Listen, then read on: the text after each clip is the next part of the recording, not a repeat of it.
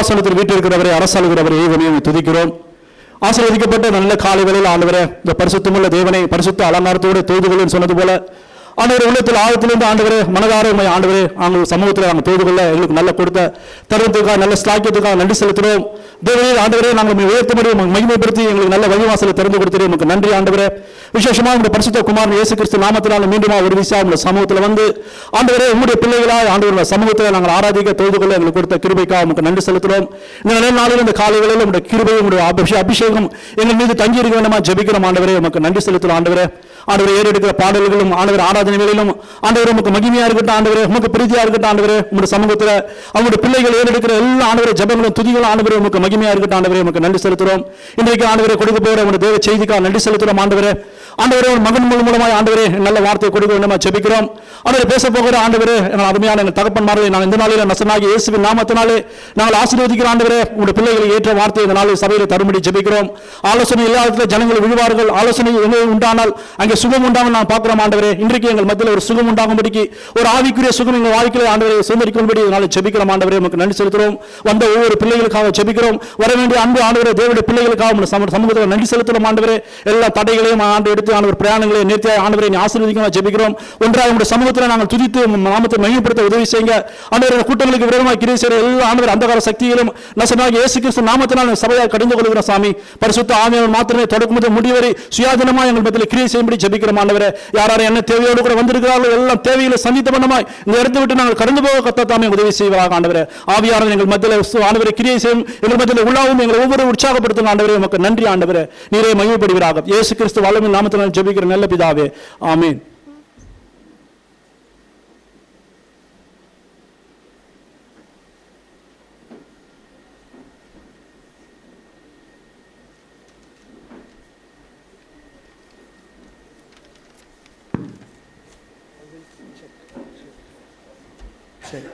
I will sing the song of From This Earth I Will Soon Be Departing. I'm just waiting for Jesus to come. I'm convinced that earth's pleasures are fleeting. Now I'm living for Jesus alone.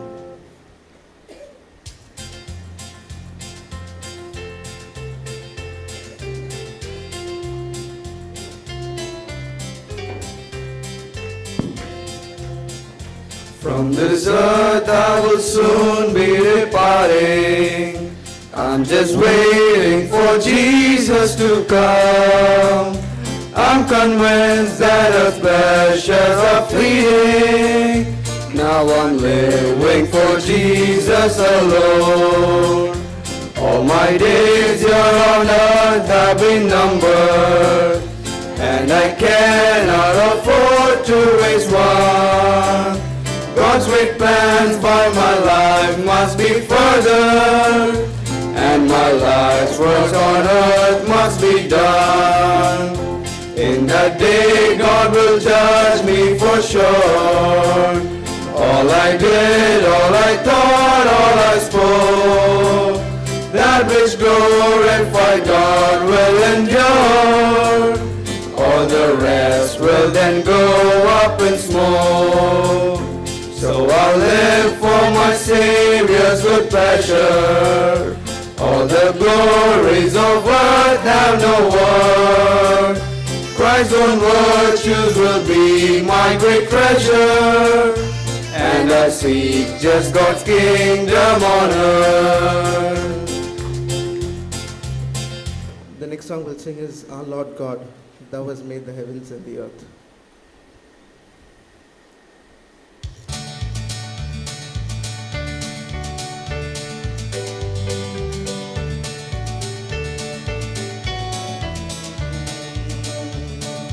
Our Lord God, Thou hast made the heavens and the earth by Thy great power. Our Lord God, Thou hast made the heavens and the earth by Thy outstretched arm. Nothing is too difficult for Thee. Nothing is too difficult for Thee. Great and mighty God, great in power and mighty indeed. Nothing absolutely nothing, nothing is too difficult for thee. Our Lord God, thou hast made the heavens and the earth by thy great power. Our Lord God, thou hast made the heavens and the earth by thy outstretched arm. Nothing is too difficult for thee. Nothing is too difficult for thee. Great and mighty God, great in power and mighty indeed. Nothing, nothing, absolutely nothing, nothing is too difficult for thee. Nothing, nothing, absolutely nothing, nothing is too difficult for thee. The next song we'll sing is All I Once Held Dear, Built My Life Upon. Knowing you, Jesus, there is no greater thing.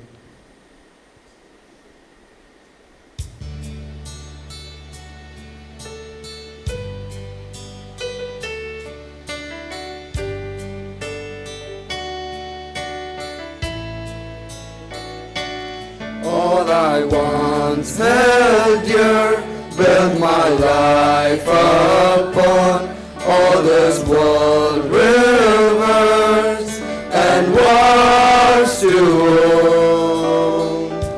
All I once thought gain, I have counted loss, spent and worthless now, compared to this. Knowing you, Jesus, knowing you, there is no greater thing. You're my all, you're the best, you're my joy, my righteousness, and I love you, Lord, and I love you, Lord.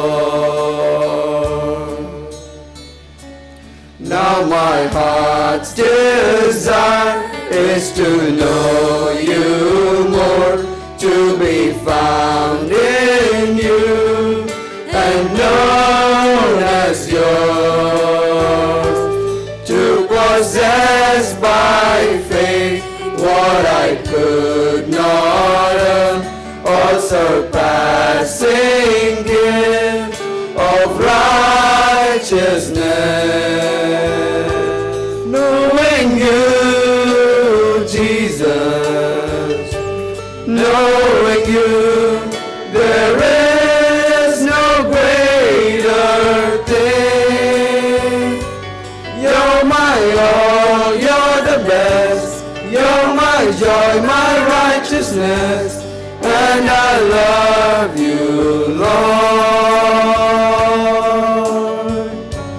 and I love you, Lord. Oh, to know the power of your risen life, and to know you in your suffering, to become like you in your death, my Lord, so with you to live and never die. Knowing you, Jesus, knowing you, there is no greater thing.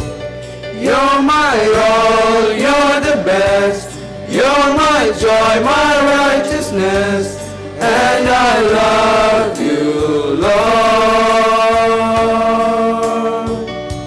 and I love you, Lord. The next song we'll sing is Burn Fire of God, my ransomed soul possessing. Pure fire thou art, and I would dwell in thee.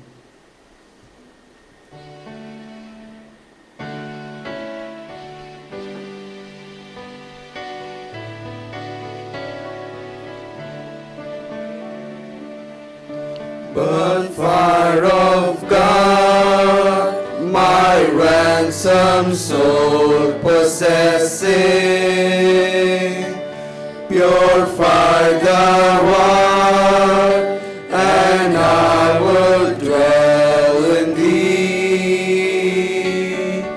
Light of my life, true source of every blessing, grant all my days one holy flame to be. Light of my life, true source of every blessing, grant all my days one holy flame to be.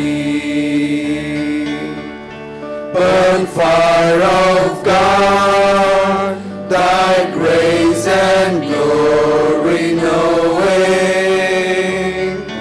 my cleansed heart shall be on fire within. Love all constraining, tenderness overflowing, one kindling passion, other lives to win. Love all constraining, tenderness overflowing, one kindling passion, other lives to win. Burn fire of God with sevenfold refining, till mirror from thine peace thine eyes shall see. In purest gold, thy perfect image shining, thy Christ revealed in clear radiancy. In purest gold, thy perfect image shining, thy Christ revealed in clear radiancy. Burn fire of God, by thine own love transcending, let all I hold be thine and thine alone. Heart, mind, and will, a sacrifice ascending, consumed by fire from out thy fiery throne. Heart, mind, and will, a sacrifice ascending, consumed by fire from out thy fiery throne.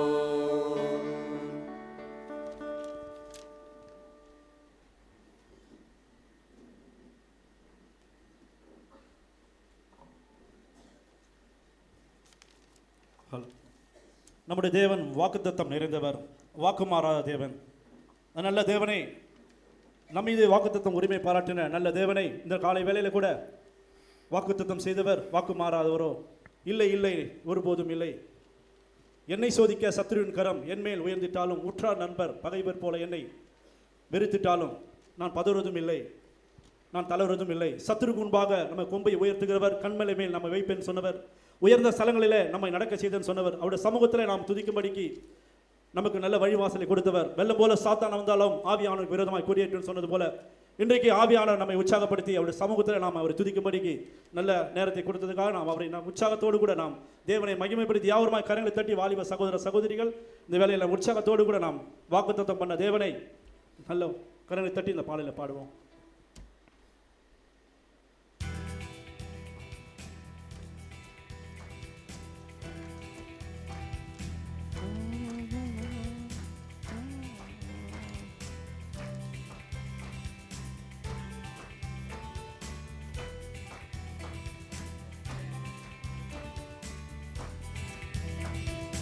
வாக்கு தத்தம் செய்தவர் வாக்கு மாறுவாரோ? வாக்கு தத்தம் செய்தவர் வாக்கு மாறுவாரோ? இல்லை இல்லை ஒருபோதும் இல்லை, இல்லை இல்லை ஒருபோதும் இல்லை. வாக்கு மாறிடாரே, கர்த்தர் வாக்கு மாறிடாரே. என்னை சோதிக்க சத்ருவின் கரம் எந்தன் மேலே உயர்ந்திட்டாலும், உற்றவர் நண்பர் பகைவர் போல என்னை என்றும் வெறுத்திட்டாலும், என்னை சோதிக்க சத்ருவின் கரம் எந்தன் மேலே உயர்ந்திட்டாலும், உற்றவர் நண்பர் பகைவர் போல என்னை என்றும் வெறுத்திட்டாலும், இல்லை இல்லை நான் பதறுவது இல்லை, இல்லை இல்லை நான் தளர்வது இல்லை, இல்லை இல்லை நான் பதறுவது இல்லை, இல்லை இல்லை நான் தளர்வது இல்லை. இயேசு ஜீவிக்கிறார், என் இயேசு ஜீவிக்கிறார். உலக மாயை இச்சை மோகங்கள் என்னை கவர்ந்திழுத்திட்டாலும், கிறிஸ்துவின் அன்பை விட்டு பிரிக்கும் உபத்திரவம் நேரிட்டாலும், உலக மாயை இச்சை மோகங்கள் என்னை கவர்ந்திழுத்திட்டாலும், கிறிஸ்துவின் அன்பை விட்டு பிரிக்கும் உபத்திரவம் நேரிட்டாலும், இல்லை இல்லை நான் வீழ்வது இல்லை, இல்லை இல்லை நான் பிரிவது இல்லை, இல்லை இல்லை நான் வீழ்வது இல்லை, இல்லை இல்லை நான் பிரிவது இல்லை. இயேசு கூட உண்டு, என் இயேசு கூட உண்டு. வாக்கு தத்தம் செய்தவர் வாக்கு மாறுவாரோ? வாக்கு தத்தம் செய்தவர் வாக்கு மாறுவாரோ? இல்லை இல்லை ஒருபோதும் இல்லை, இல்லை இல்லை ஒருபோதும் இல்லை. வாக்கு மாறிடாரே, கர்த்தர் வாக்கு மாறிடாரே. மனதுருகும் தெய்வமே இயேசையா, உம்மை மனதார ஸ்தோத்தரிப்பேன், துதிப்பேன். நீ சர்வ வல்லவர், உன் இரக்கத்திற்கு முடிவே இல்லை, உன் அன்பிற்கு அளவே இல்லை. இந்த பாடல் யாவருமாய் கரங்களை தட்டி நாம் காலைதோறும் அவர் கிருபை புதிதாக இருக்கிறபடினாலே, இன்றைக்கு அவர் கிருபையினாலே நம்ம அலங்கரிக்கும்படி, ஒரு பரிசுத்த ஆவியினாலே நம்மை அலங்கரிக்கும்படி இந்த நாளில் நம்ம யாவருமாய் உடத்தில் ஆழத்திலிருந்து நாம் ஒரு துதி ஆவியோடு கூட இந்த பாடல் நாம் யாவரும் சந்தோஷமாக இந்த பாடல் நான் பாடுவோம். யாவரும் கரங்களை தட்டி நாம் பாடுவோம்.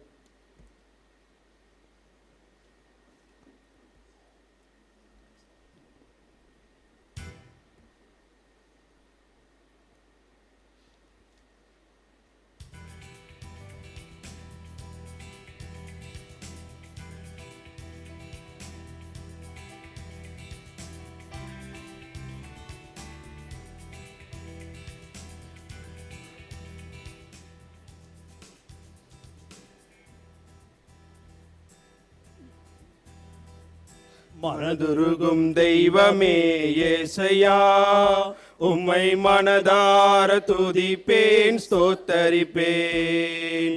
மனதுருகும் தெய்வமே இயேசையா, உம்மை மனதார துதிப்பேன் ஸ்தோத்தரிப்பேன். நீ நல்லவர் சர்வ வல்லவர், நீ நல்லவர் சர்வ வல்லவர், உம் இரக்கத்திற்கு முடிவே இல்ல,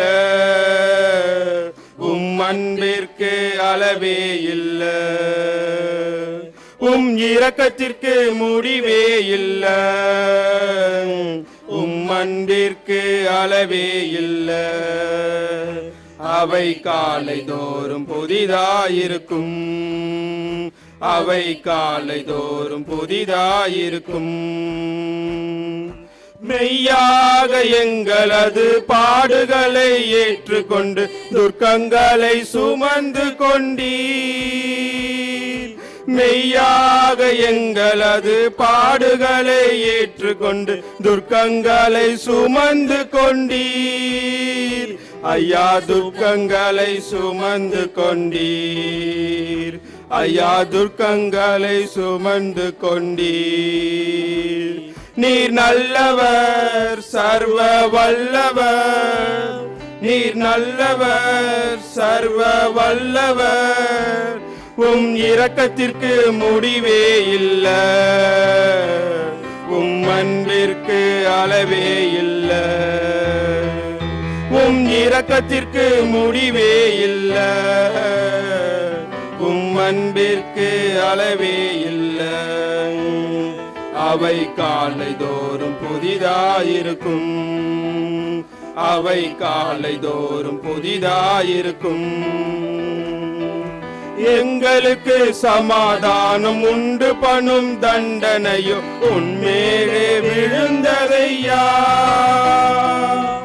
எங்களுக்கு சமாதானம் உண்டு பண்ணும் தண்டனையோ உன்மேலே விழுந்ததையா, ஐயாவும் மேலே விழுந்ததையா, ஐயாவும் மேலே விழுந்ததையா. நீர் நல்லவர் சர்வ வல்லவர், நீர் நல்லவர் சர்வ வல்லவர், உம் இரக்கத்திற்கு முடிவே இல்ல, உம் அன்பிற்கு அளவே இல்ல, உம் இரக்கத்திற்கு முடிவே இல்ல, உம் அன்பிற்கு அளவே இல்ல. அவை காலை தோறும் புதிதாயிருக்கும், அவை காலை தோறும் புதிதாயிருக்கும். சாபமான முள்முடியை தலைமேலே சுமந்து கொண்டு சிலுவையிலே வெற்றி சிறந்தீர். சாபமான முள்முடியை தலைமேலே சுமந்து கொண்டு சிலுவையிலே வெற்றி சிறந்தீர். ஐயா சிலுவையிலே வெற்றி சிறந்தீர், ஐயா சிலுவையிலே வெற்றி சிறந்தீர். நீர் நல்லவர் சர்வ வல்லவர், நீர் நல்லவர் சர்வ வல்லவர், உம் இரக்கத்திற்கு முடிவே இல்ல, உம் அன்பிற்கு அளவே இல்ல, உம் இரக்கத்திற்கு முடிவே இல்ல, உம் அன்பிற்கு அளவே இல்ல. அவை காலை தோறும் புதிதாயிருக்கும், அவை காலை தோறும் புதிதாயிருக்கும். நாம் யாவருமா எழுந்திருப்போம், நாம் யாவருமா எழுந்திருந்து கடைசியாக நாம் ஓ இயேசு உமது அன்பு எத்தனை பெரியது, ஆகாயம் பூமி மாலை ஆழிகளுக்கெல்லாம் எத்தனை பெரியது. இந்த பாடல் யாவருமாய் நாம் ஜெபத்தோடு கூட இந்த பாடல் நாம் யாவரும் உள்ளத்தில் ஆழத்திலிருந்து நாம் ஆண்டவருக்கு நாம் நன்றி சொல்லி நன்றி ஏறெடுத்து இந்த பாடல் நாம் யாவருமா சேர்த்து நாம் பாடுவோம்.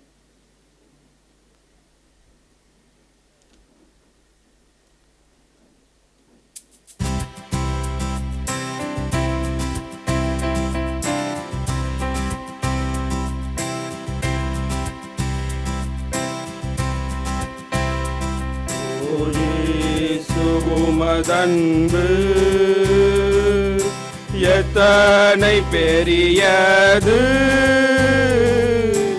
ஆகாயம் பூமி மலை அழிகளுக்கெல்லாம் பெரியது.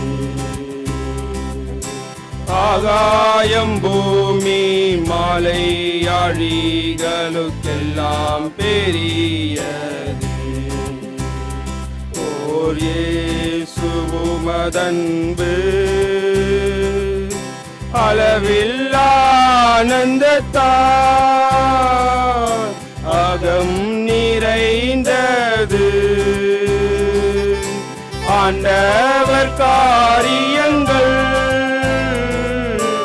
அதிகம் சிறந்தது. அன்றாடம் காலை மாலைகளிலும் துதிக்க உயர்ந்தது. துதிக்க உயர்ந்தது. ஓர் இயேசு உமதன்பு சங்கட சமயங்களில் மங்கியே வாடுகிறேன். துங்கனே இறங்குமென எங்கியே நாடுகிறேன். பங்கமில்லாமல் பதிலளிப்பேன் என்றதால் பாடுகிறேன். என்றதால் பாடுகிறேன். ஓர் இயேசு உமதன்பு குறைவுள்ளோனானாலும் கூடவே இருக்கின்றேன். நிறைவாம் புல் தரையில் மெதுவாக நடத்துகிறேன். இறைவனாம் இயேசு எல்லாவற்றிலும் திருப்தியாக்குகிறேன். திருப்தியாக்குகிறேன். ஓர் இயேசு உமதன்பு தேவனுடைய வீட்டில் சித்தப்படி துதிப்பேன். ஏக இதயத்துடனே என்றும் அதை மதிப்பேன். ஆராதிக்க அருள்தராம் இயேசு. அல்லேலூயா ஆமென். அல்லேலூயா ஆமென். ஓர் இயேசு உமதன்பு எத்தனை பெரியது. ஆகாயம் பூமி மலை அழிகளுக்கெல்லாம் பெரியது. ஆகாயம் பூமி மலை அழிகளுக்கெல்லாம் பெரியது. ஓர் இயேசு உமதன்பு.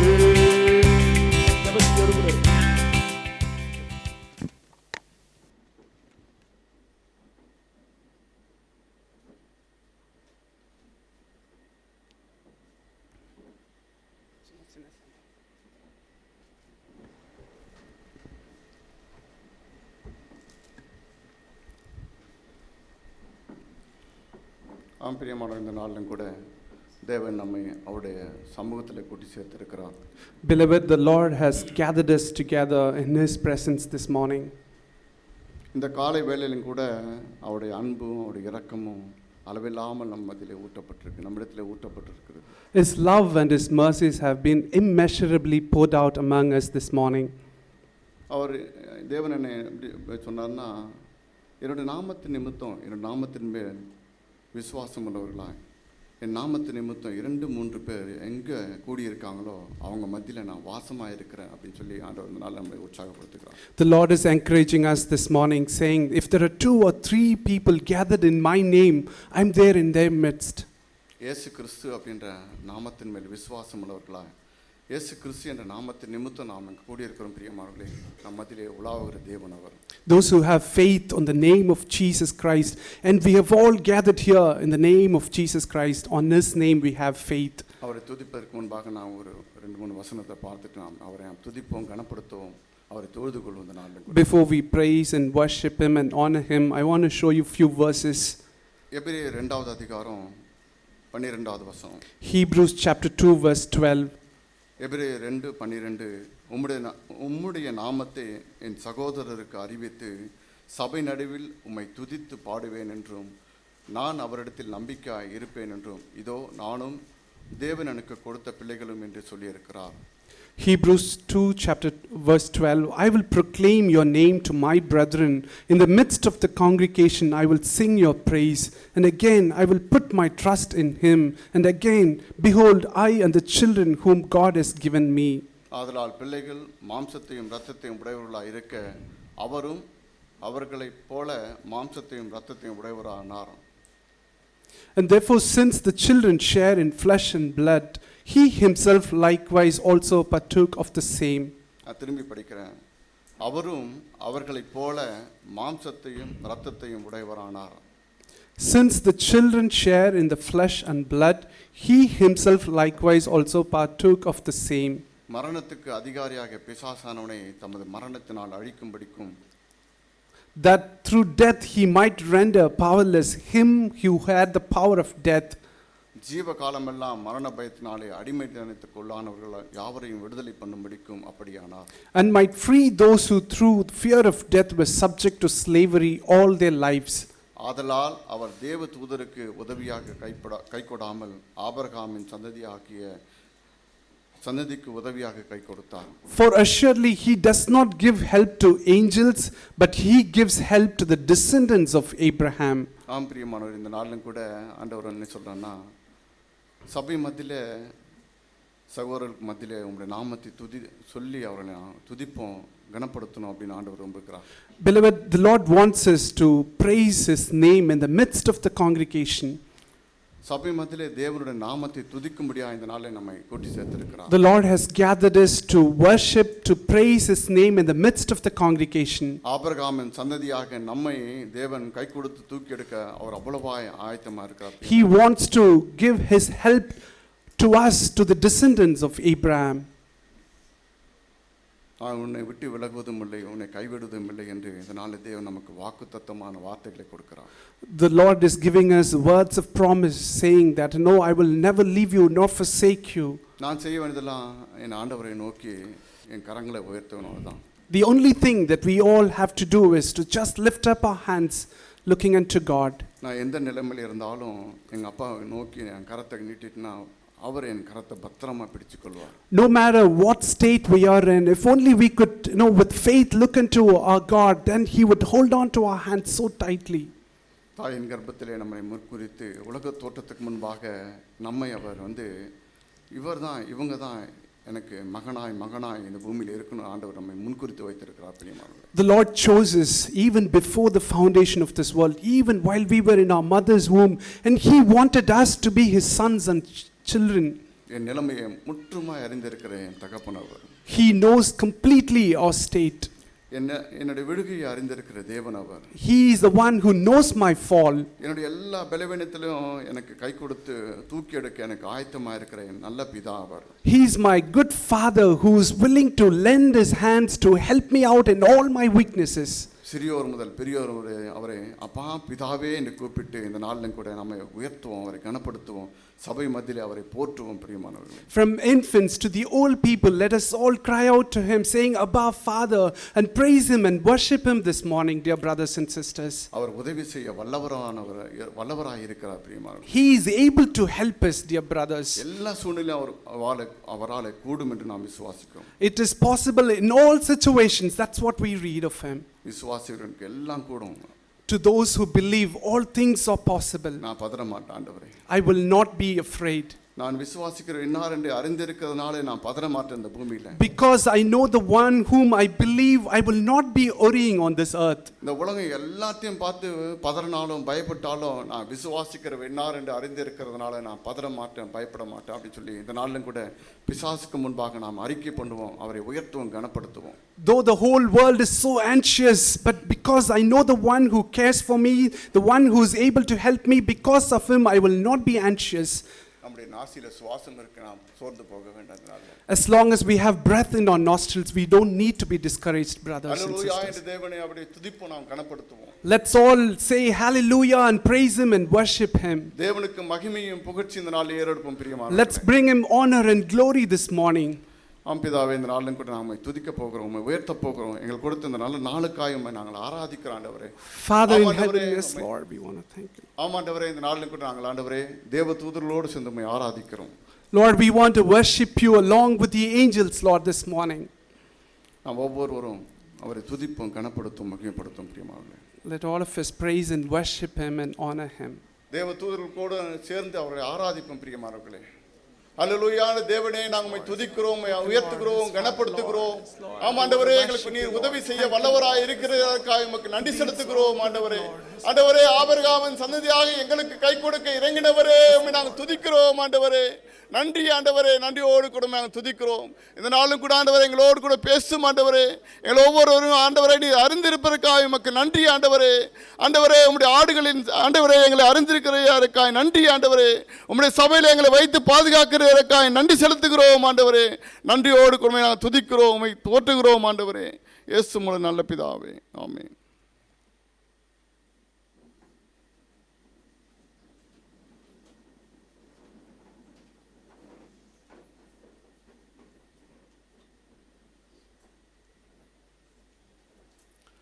போன வாரம் மனப்பாட வசனத்தை நம்ம வாசிப்போம். Let's learn the last week's memory verse. உபாகமம் 32வது அதிகாரம் 46 47 வசனங்கள். Deuteronomy 32 verses 46 and 47. நம்ம வாசிக்கலாம். இந்த நியாயப்பிரமாண வார்த்தையின்படி எல்லாம் உங்கள் பிள்ளைகள் செய்யும்படி கவனமாயிருக்க நீங்கள் அவர்களுக்கு கற்பிக்கும்படி நான் என்று உங்களுக்கு சாட்சியாய் ஒப்புவிக்கிற வார்த்தைகளை எல்லாம் உங்கள் மனதிலே வையுங்கள். இது உங்களுக்கு வியத்தமான காரியம் அல்லவே, இது உங்கள் ஜீவனாய் இருக்கிறது. உபாகமம் 32 46 47. பார்க்காம சொல்லலாம். இந்த நியாயப்பிரமாண வார்த்தைகளின்படி எல்லாம் உங்கள் பிள்ளைகள் செய்யும்படிக்கு கவனமாயிருக்க நீங்கள் உங்கள் பிள்ளைகளுக்கு கற்பிக்கும்படி நான் என்று உங்களுக்கு சாட்சியாய் ஒப்புவிக்கிற வார்த்தைகளை எல்லாம் உங்கள் மனதிலே வையுங்கள். இது உங்களுக்கு வியர்த்தமான காரியம் அல்லவே, இது உங்கள் ஜீவனாயிருக்கிறது. உபாகமம் 32 46 47. நானும் ஒரு சில சகோதரிகளோட வாய்ஸ் மட்டும்தான் கேட்குது, வேறு வாய்ஸே கேட்கல. திரும்ப ஒரு முறை நம்ம சொல்லுவோம். இந்த நியாயப்பிரமாண வார்த்தைகளின்படி எல்லாம் உங்கள் பிள்ளைகள் செய்யும்படிக்கு கவனமாயிருக்க நீங்கள் உங்கள் பிள்ளைகளுக்கு கற்பிக்கும்படி நான் என்று உங்களுக்கு சாட்சியாய் ஒப்புவிக்கிற வார்த்தைகள் எல்லாம் மனதிலே வையுங்கள். இது உங்களுக்கு வியத்தமான காரியம் அல்லவே, இது உங்கள் ஜீவனாயிருக்கிறது. உபாகமம் 32 46 47. ஆங்கிலத்தில் வாசிக்கிறோம். Deuteronomy 32 verses 46 and 47. Say it after me. Take it to your heart, all the words with which I am warning you today, which you shall command your sons to observe carefully, even all the words of this law. For it is not an idle word for you, indeed it is your life.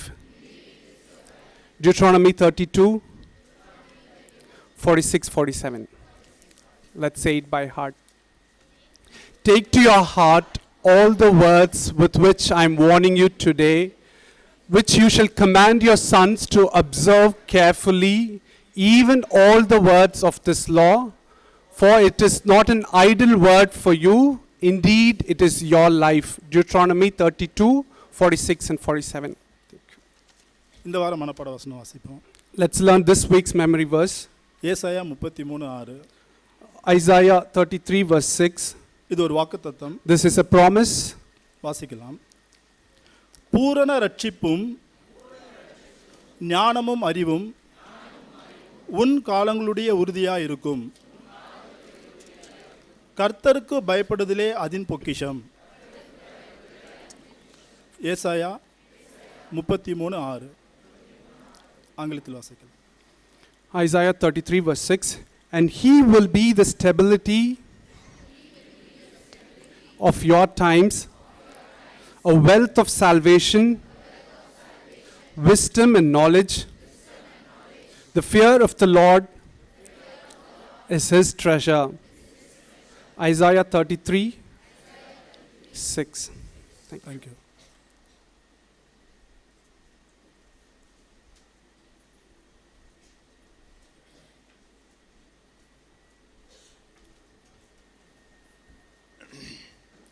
இந்த நாளில் நம் மத்தியில் தேவன் தம்முடைய தேவதாசனை நம் மத்தியில் அமைச்சிருக்கார்.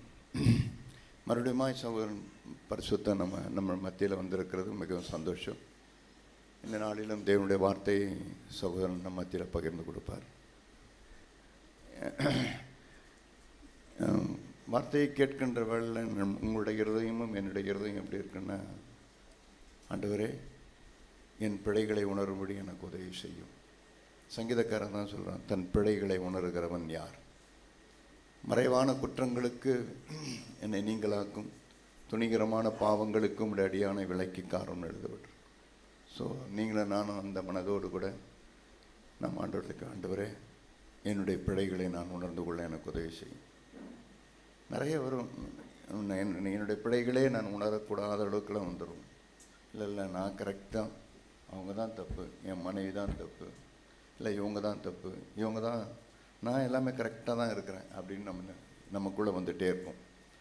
ஆனால் ஆண்டவர்கிட்ட அது ஒரு பேட்டில், அது ஒரு யுத்தம். அது ஆண்டவர் சொல்லணும், ஆண்டவரை என் பிழைகளை உணரும்படி எனக்கு உதவி செய்யும், என்னுடைய மீறுதலை எனக்கு தெரியப்படுத்தும், என் அக்கிரமத்தை எனக்கு மறையாமல் சொல்லி கொடுத்துருங்க, ஆண்டவரை நான் காணாதை காண எனக்கு உதவி செய்யுங்க அப்படின்ட்டு தேவனிடத்தில் யாரெல்லாம் தன் தேவையை அறிந்தவர்களாக அவங்களாம் போகிறாங்களோ அவங்களுக்கெல்லாம் தேவன் அவங்க தேவையை சந்திப்பார். இருக்கிற இன்றைக்கி உலகத்தில் இருக்கிறதெல்லாம், கிறிஸ்துவ உலகத்தில் இருக்கிற ஒரு பெரிய நான் எத்தனையோ வருடங்களை, கிட்டத்தட்ட 30 வருடங்களுக்கு மேலே நான் பார்க்குற ஒரு பெரிய ஒரு அவலட்சணமான, இல்லை ஒரு கேடான காரியம் என்னென்னா, ஜனங்கள் தங்களுடைய சொந்த தேவையே அறியாதவர்களாக இருப்பாங்க. அவங்களுக்கு ஒரு தேவை இருக்குது, அந்த தேவையை அறியாதவர்களாக இருப்பாங்க. அதனால தான் எப்பவுமே அவங்க கைகள்லாம் நிறைந்திருக்கும். தேவனிடத்தில் போகின்ற வேலை ஒன்றையும் அவங்களால் பெற்றுக்கொள்ள முடியும். எனக்கு தேவையில்லை, தேவைன்னா நான் போய் இதுன்றதுக்கு என்கிட்ட தேவையே இல்லை. ஆனால் தேவை இருக்கிறவளாக இருந்தால், ஆண்டவரே இந்த நாளிலும் நான் வெறும் கையனாய் வரேன், ஆண்டவரே நான் இந்த நாளிலும் கூட என்னோடு கூட பேசும். நான் எனக்கு மறைந்திருக்கிறதெல்லாம் உமக்கு தான் தெரியும். நான் என் பார்வைக்கு நான் சுத்தமாக இருப்பேன். நான் என்ன பார்த்தேன்னா எனக்கு சுத்தமாக தெரியும் நான். ஆனால் தேவனுடைய வெளிச்சத்தில் போகும்போது தான் தெரியும் எவ்வளவா என்னிடத்துல அசூசி ஒன்று ஒட்டி கொண்டு இருக்கிறத கண்டுபிடிக்க முடியும். ஆகவே தான் சொல்லுகிறேன், ஆண்டவரத்தில் அந்த ஜபத்தோடு இருங்க. ஆண்டவரே தன் பிழைகளை உணர, என்னுடைய பிழைகளை உணர எனக்கு உதவி செய்யும். என் பார்வைக்கு நான் ரைட்டாகவே தெரியும், என் ஆண்டவரே எனக்கு உதவி செய்யுங்க, இந்த அபாயத்திலேருந்து என்னை காப்பாற்றுங்க ஆண்டவரே, எனக்கு உதவி செய்யுங்க ஆண்டவரே அப்படின்னு சொல்லிட்டு அந்த வாஞ்சியோடு கூட நம்ம எல்லோரும் இருந்தோம்னா தேவன் உங்களோடு கூட என்னோடு கூட பேசுவார். ஸோ சகோதரன் பரிசுத்தத்தை தேவனுடைய வார்த்தையை கொடுக்க முடியும் அழைக்கிறேன். பிரதர் மைக்கேல் டிரான்ஸ்லேட் பண்ணுவாங்க.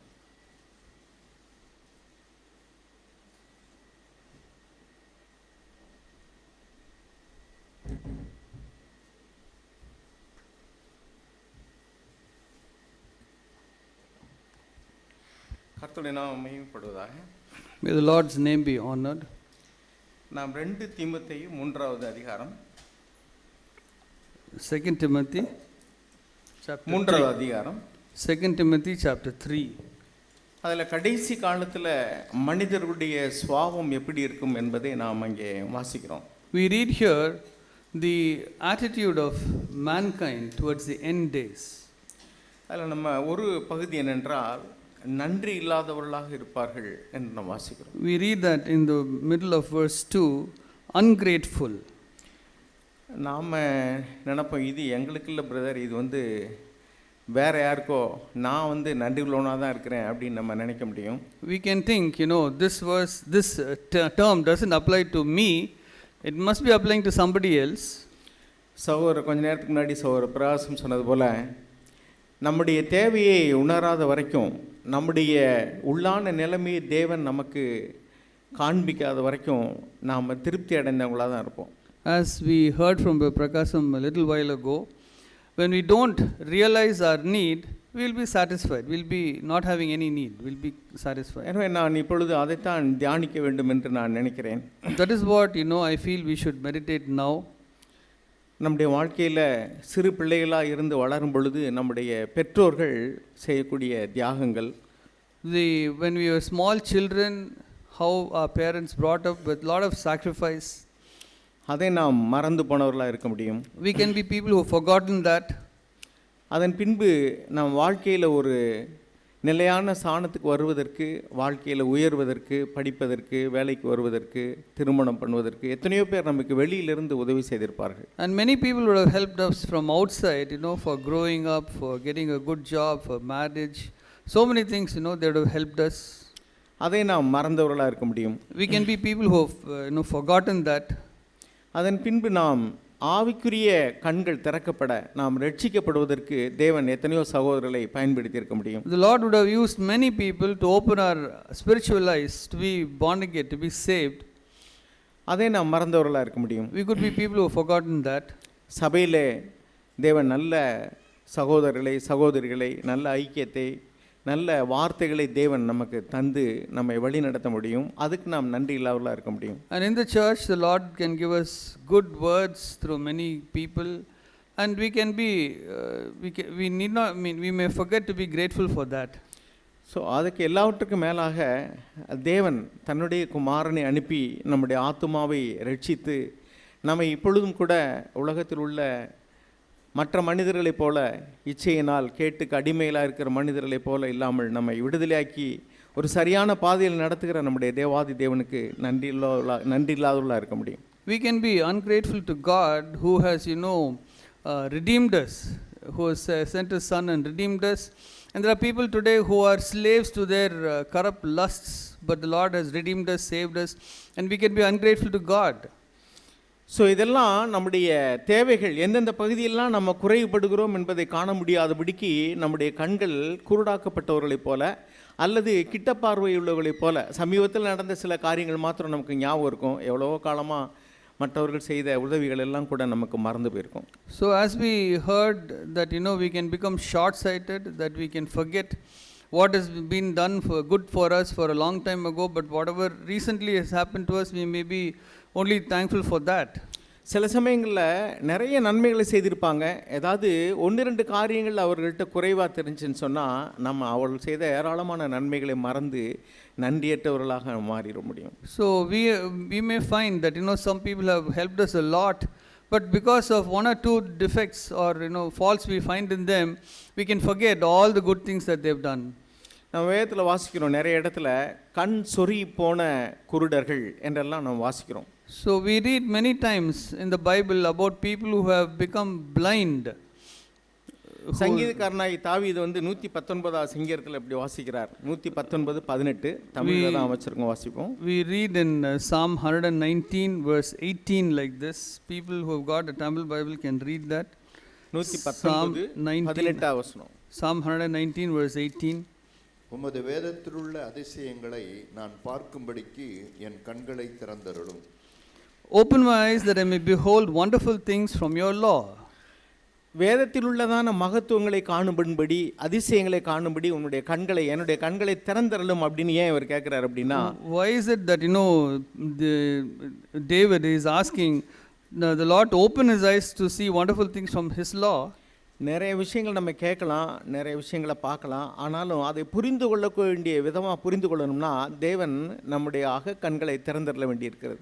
But we may be reading so many things, but if we have to understand them, the Lord has to open the eyes of our understanding of the heart.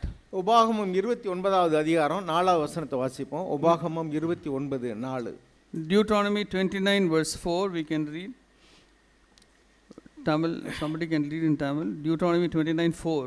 ஆகிலும் கர்த்தர் உங்களுக்கு உணரத்தக்க இருதயத்தையும் காணத்தக்க கண்களையும் கேட்கத்தக்க காதுகளையும் இந்நாள் வரைக்கும் கொடுக்கவில்லை. Yet to this day the Lord has not given you a heart to know, nor eyes to see, nor ears to hear.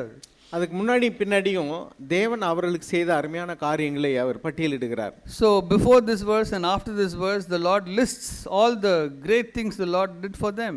அதில் வாசிக்கும் 3வது வசனத்தையும் 5-6 வசனத்தையும் வாசிப்போம். We'll read verse 3 and then verse 5 and 6. கர்த்தர் செய்த பெரிய சோதனைகளையும் பெரிய அடையாளங்களையும் அற்புதங்களையும் கண்ணார கண்டீர்களே.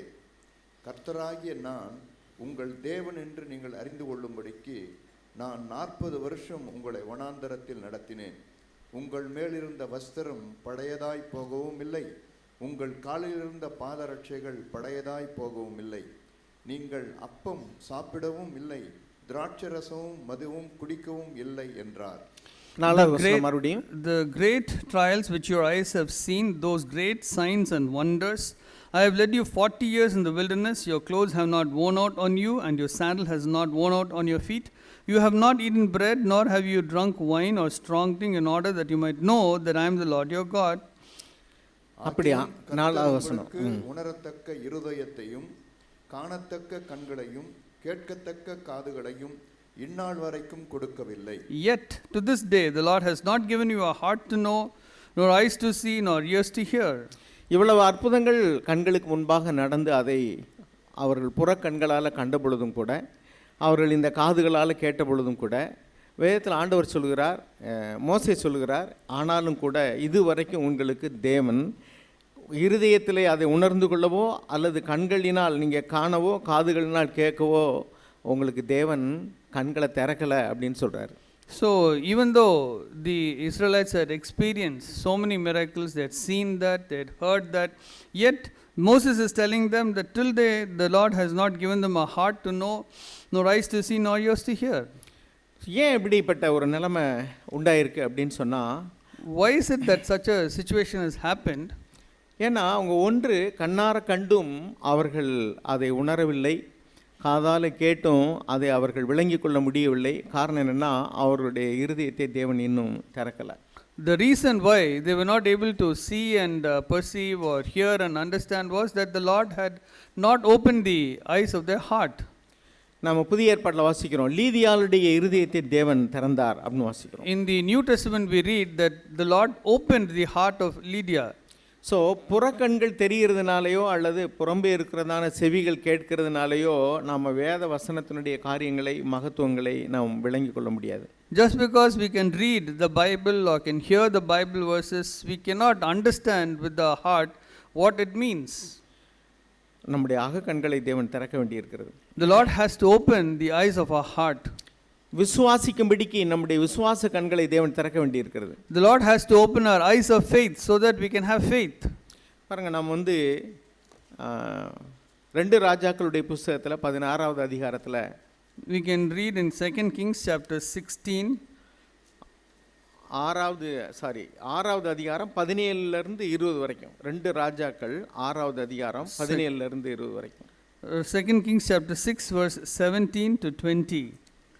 அப்பொழுது எலிசா விண்ணப்பம் பண்ணி, கர்த்தாவே, இவன் பார்க்கும்படி இவன் கண்களை திறந்தருளும் என்றான். உடனே கர்த்தர் அந்த வேலைக்காரன் கண்களை திறந்தார். இதோ எலிசாவை சுற்றிலும் அக்கினிமயமான குதிரைகளாலும் ரதங்களாலும் அந்த மலை நிறைந்திருக்கிறதை அவன் கண்டான். Then Elisha prayed and said, O Lord, I pray, open his eyes that he may see. And the Lord opened the servant's eyes, and he saw, and behold, the mountain was full of horses and chariots of fire all around Elisha. புறக்கண்களால் போய் அந்த வேலையால் பார்க்குறான், அந்த மலைகள் எல்லாம் எதிரிகளுடைய குதிரைகளாலும் ரதங்களாலும் அங்கே சூழ்ந்திருக்கிறது. அவனுக்கு பயம்தான் உள்ளே வருகிறது. So here the servant Elisha is seeing with his eyes, the physical eyes, and the mountain is filled with enemies, and he is so filled with fear. Elisa தெளிவாக கண்டார், ஆனால் அது எலிசானுடைய வேலைக்காரனால் அதை பார்க்க முடியல. Elisha was able to see with his eyes, but the servant was not able to see it. எனவே இப்பொழுது Elisha ஜெபம் பண்றாரு, ஆண்டவரே இவனுடைய கண்களை திறந்தறலும். And so Elisha prays that, Lord, please open this man's eyes. அப்படி அவருடைய கண்களை தேவன் உடனடியாக திறந்த உடனே என்ன நடந்ததுனாக்கும், அக்கினிமயமான குதிரைகளும் ரதங்களும் அங்கே சுற்றி இருப்பதை பார்த்த பொழுது எதிரியினுடைய சேனையை விட இது எவ்வளவு பெரியதான பாதுகாப்பு என்பதை அவன் உணர்ந்து கொண்டான். So the servant, when his eyes were opened and he saw all these chariots of and horses of fire, he could see how much greater were these chariots of fire and horses than the enemies. புதிய ஏற்பாட்டில் வாசிக்கிறோம், அவர்களோடு இருக்கிறதை விட நம்மோடு இருக்கிறவர் பெரியவர். We read in the New Testament that he who is with us is greater than that who is in the world. எனவே நாம் அநேக நேரங்களில் அவிசுவாசமாக இருக்கிறதும் பயப்படுவதற்கும் சூழ்நிலைகளை கண்டு பிரச்சனைகளை கண்டு நாம் பயந்து நடுங்கிறதுக்கும் காரணம்னா நமக்குள்ள விசுவாச கண்கள் திறக்கப்படாமல் இருக்கிறதா. The reason why we are so scared or afraid of the situations we are going through is because the eyes of our heart has not been opened. அதே மாதிரி நம்ம பிழையாமை குறித்து நாம் வாசிக்கிறோம். We read about Bileam like this. என்னாகமத்தில் We read in Numbers 24வது அதிகாரத்தில் verse chapter 24. அவரே சொல்கிறார், பிழையாம் என்ன சொல்றார் அப்படின்னா, Bileam himself says, 2வது வசனம் வாசிங்க. verse 2, Numbers 24:2. தன் கண்களை ஏறெடுத்து இஸ்ரவேல் தன் கோத்திரங்களின் படியே பாளையம் இறங்கியிருக்கிறதை பார்த்தான். தேவ ஆவி அவன் மேல் வந்தது. And Balaam lifted up his eyes and saw Israel camping tribe by tribe, and the Spirit of God came upon him. 3வது வசனம் verse 3. அப்பொழுது அவன் தன் வாக்கியத்தை எடுத்துரைத்து பேயோரின் குமாரனாகி பீலேயாம் சொல்கிறதாவது, கண் திறக்கப்பட்டவன் உரைக்கிறதாவது. And he took up his discourse and said, the oracle of Balaam the son of Beor, and the oracle of the man whose eye is opened. அவனுடைய கண்கள் திறக்கப்பட்டதாக இப்பொழுது அவர் சொல்றதை நாம் வாசிக்கிறோம். We read what he is saying, that his eyes has been opened. எப்போ அவருடைய கண்கள் திறக்கப்பட்டது? When was his eyes opened? நம்ம அதை 22வது அதிகாரத்தில் பார்க்குறோம். We can see that in verse chapter 22. பாருங்க, அவர் நமக்கு நல்லா தெரியும். முதல்ல தேவன் அவர்கிட்ட சொன்னார், நீ இந்த உன்னை கூப்பிட வந்திருக்கிற பாலாக்கனுடைய ஆட்களோடு நீ போக வேண்டாம் என்று சொல்லிவிட்டார். God had told very clearly to Balaam that the people who come to call you from the king of Balak, don't go with them. ஆனால் அவர் அதை சொல்லிடுறார், தெளிவாக சொல்கிறார், தேவன் இப்படி சொல்கிறார், நான் வர முடியாது அப்படின்னு சொல்கிறாரு. So he tells very clearly, God has told me like this, I cannot come. ஆனால் அவங்க அதுக்கடுத்து 17வது வசனத்தை வாசிங்க. 22:17. In verse 17 chapter 22 you read like this. உம்மை மிகவும் கனம் பண்ணுவேன், நீர் சொல்லுவதையெல்லாம் செய்வேன், நீர் எனக்காக அந்த ஜனங்களை சபிக்க வேண்டும் என்று சொல்லச் சொன்னார் என்றார்கள். So for I will indeed honor you richly, and I will do whatever you say to me. Please come then, curse this people for me. இது சொன்ன உடனே நிறைய பணமும் பொருளும் கொடுக்க போகிறாங்கங்கிற எண்ணம் அவருக்குள்ள வந்துருச்சு. ஆனால் வெளியில் என்ன சொல்கிறாருன்னா, நீ வீடு நிறைய வெள்ளியும் பொண்ணும் கொடுத்தாலும் கர்த்தர் சொன்னதுக்கு மாறி என்னால் சொல்ல முடியாதுன்னு சொல்கிறாரு. ஆனாலும் இந்த ராத்திரியில் இரும், நான் கர்த்தர் மறுபடியும் என்ன சொல்கிறாருன்னு கேட்டு சொல்கிறேங்கிறார். So when Balaam heard this about the great riches being offered, he was tempted inwardly, but outwardly he told that even if Balak was to give his house full of gold and silver, I will not come. But he tells him, you wait for the night. அப்போ என்ன அர்த்தம் அப்படின்னா, வெளிப்படையாக பேசும்பொழுது தேவனுடைய வார்த்தையை கரெக்டாக பேசுகிறார். When he speaks outwardly, he speaks the words of the Lord correctly. ஆனால் உள்ளால இருதயத்துக்குள்ள அந்த பொருளின் மேல் ஒரு ஆசை வந்த உடனே அவர் கண்ட தேவனுடைய வார்த்தையை கேட்ட தேவனை கண்ட அவருடைய கண்கள் இப்பொழுது குருடாக்கப்பட்டு விட்டது. But now when he hears about the the riches which Balak is offering, his eyes that had become blind. அந்த பண ஆசை அவருடைய கண்களை இப்பொழுது குருடாக்கி விட்டது. The love for money blinded his eyes. எனவே அவன் இப்பொழுது அந்த பணத்தினால் ஈர்க்கப்பட்டபடியினால இன்னும் இருங்கள் என்று சொன்னான். So because he was drawn by this lure of money, he told them, you wait. இப்பொழுது தேவன் அவன் மீது கோபப்பட்டார். Now God is angry with him.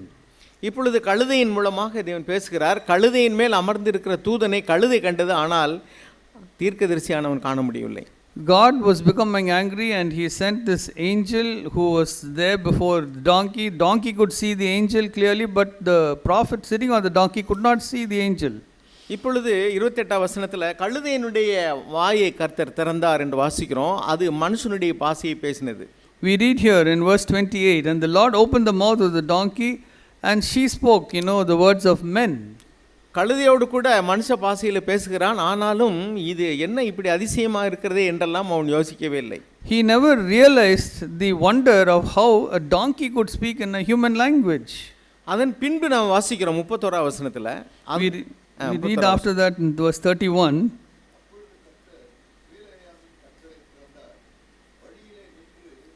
பட்டயத்தை தம்முடைய கையிலே பிடித்திருக்கிற கர்த்தருடைய தூதனை அவன் கண்டு தலை குனிந்து மூங்குப்புற விழுந்து பணிந்தான். Then the Lord opened the eyes of Balaam, and he saw the angel of the Lord standing in the way with his drawn sword in his hand, and he bowed all the way to the ground. இதைத்தான் அங்கே சொல்கிறான் 24வது அதிகாரத்தில், கீழே விழப்போகும்போது கண்கள் திறக்கப்பட்டவன் பேசுகிறேன் அப்படின்னு சொல்கிறான். This is what he says, that when he was about to fall down, his eyes were opened. In verse 2. அதான் நம்ம 24வது அதிகாரத்தில் 3-4 வசனங்களை வாசிக்கிறோம். 4வது வசனத்தை வாசிப்போம். We read that in Numbers chapter 24 verse 3 and 4. Let's read verse 4.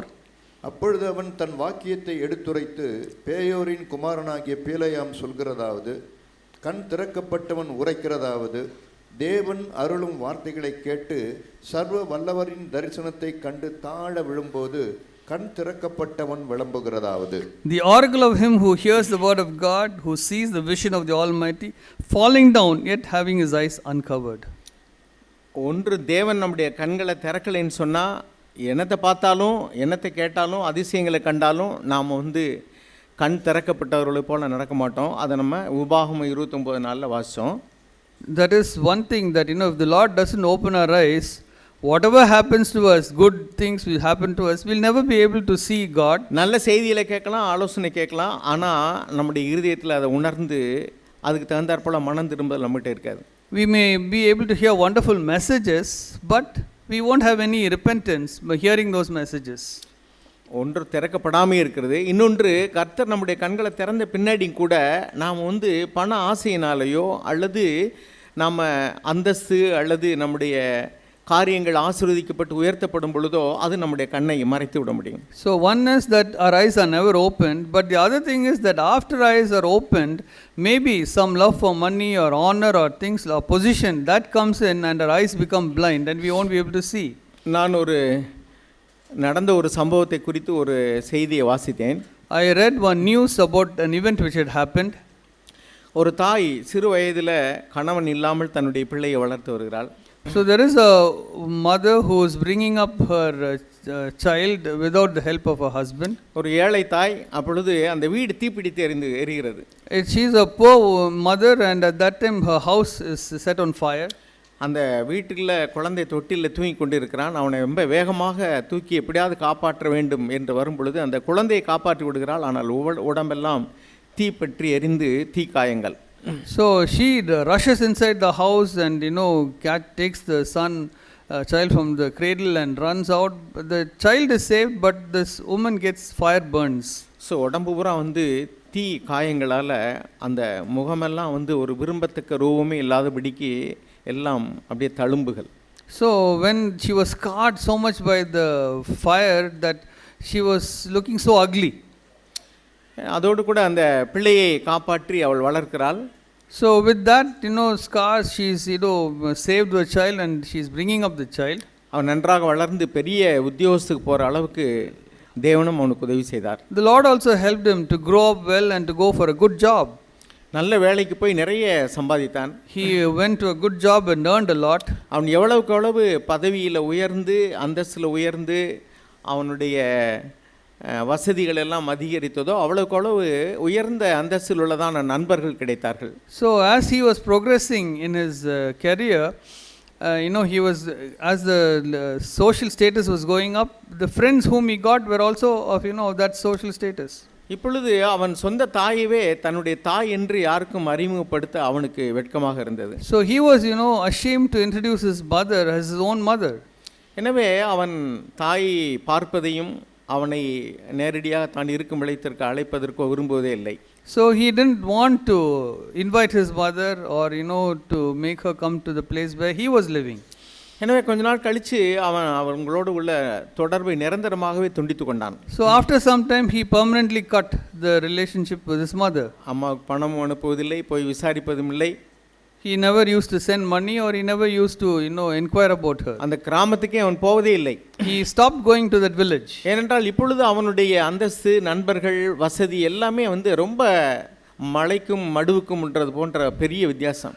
So like how the status where he had gone up was so high and the mother's status was so low. So இப்பொழுது அந்த தாய்க்கு அவன் உயிரோடு இருக்கிறான் என்பது மட்டும்தான் தெரியும், அவன் நிலைமை என்னன்னே தெரியாது. So he only knew that his mother was alive but didn't know anything more about that. அந்த தாய்க்கு தன்னுடைய மகன் எப்படியும் நல்லா இருக்கிறான் போதும் என்று சொல்லி அவன் எப்பொழுதும் போல அவள் ஏழ்மையிலேயே அவள் வாழ்ந்து வந்தாள். His mother, he was so, let my son be fine, and she always continued in poverty.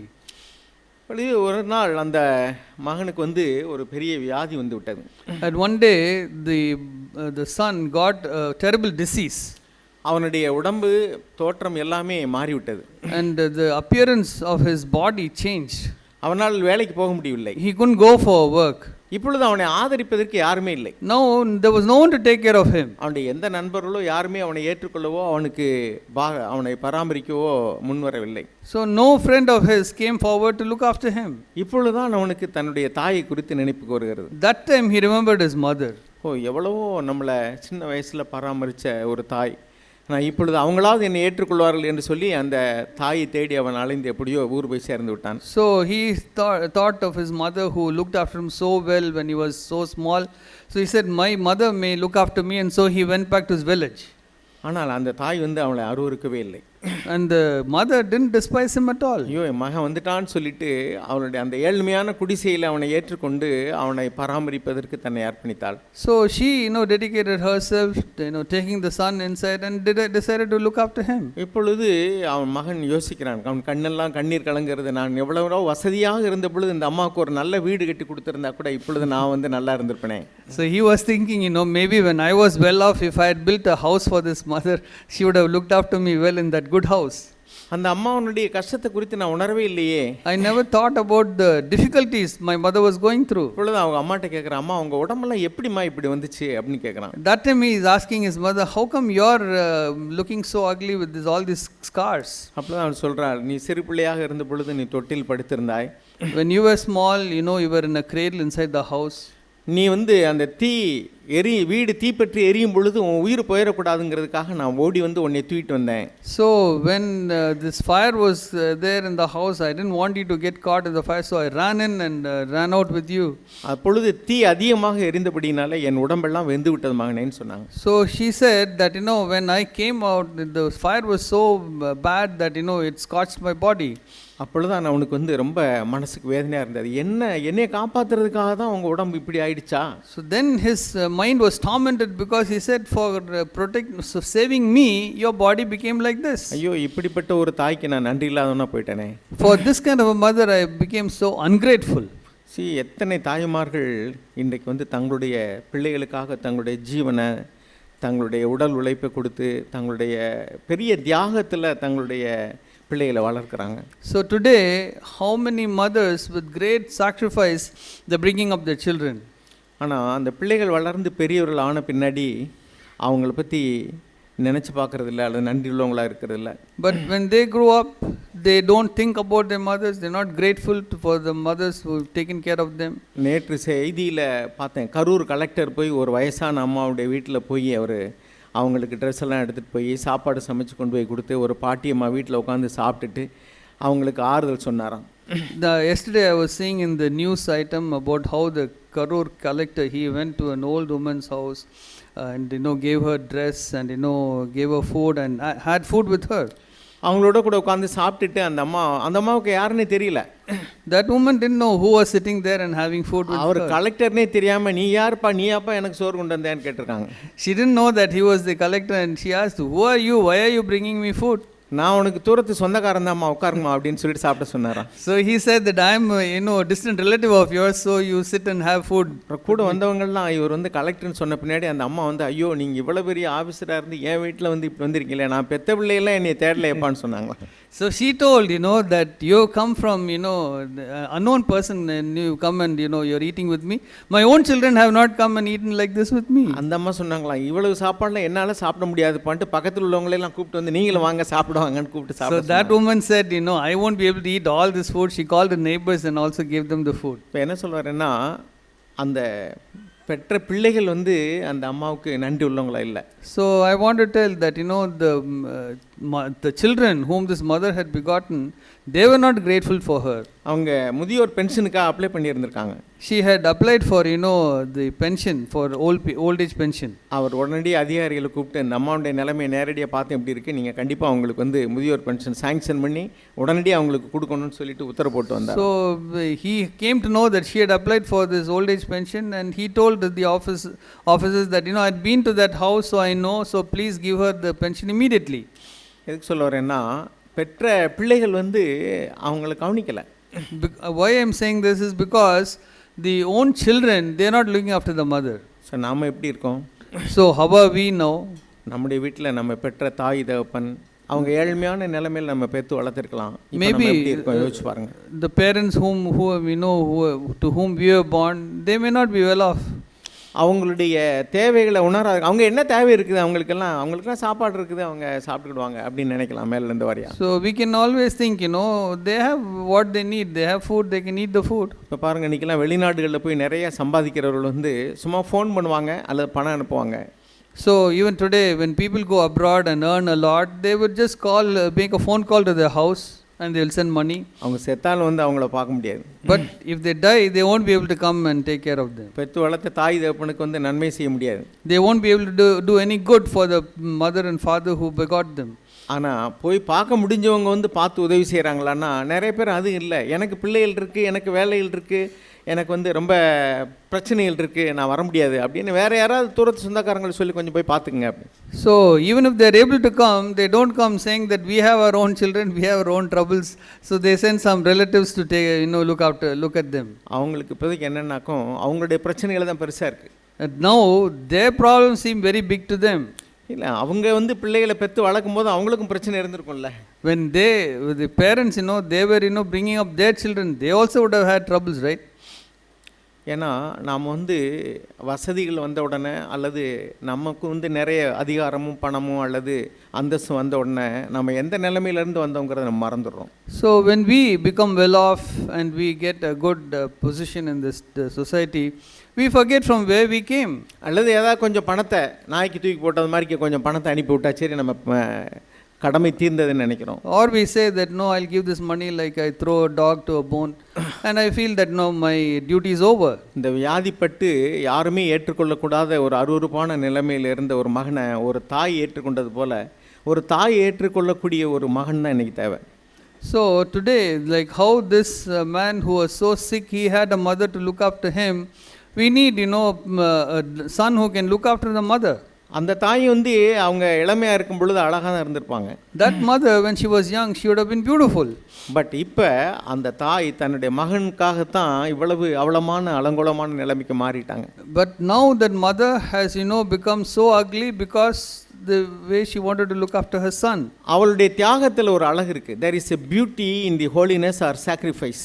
There is a beauty in that holiness or in that sacrifice. அந்த தியாகத்தினுடைய அழகை அவனால் காண முடியல. He was not able to recognize that beauty in that sacrifice. இன்னைக்கு பாருங்க நிறைய இடங்கள்ல mother தெரசாவுடைய photo போட்டிருப்பாங்க, நான் பார்த்துருக்கிறேன். Today, we see in many places they have, put the photo of Mother Teresa. Mother தெரசாவுடைய தோற்றத்தை பார்த்தீங்கன்னா முகமெல்லாம் வந்து ஏகப்பட்ட சுருக்கங்கள். So if you see the picture of Mother Teresa, her face is full of wrinkles. அவருடைய கண்கள் எல்லாம் வந்து சாக்கெட்டுக்குள்ள போயிருக்கும், அதாவது உள்குளிந்த கண்கள். All the eyes are sunken in the sockets. அவருடைய மூக்கு பெருசா இருக்கும். Her nose will be big. ஒரு பெண்ணை போன்ற தோற்றம் உங்களுக்கு இருக்காது. It not be looking like a woman. ஆனால் ஏன் அவங்களுடைய ஃபோட்டோவை தங்களுடைய வரவேற்பு அறைகளில் போட்டிருக்காங்க?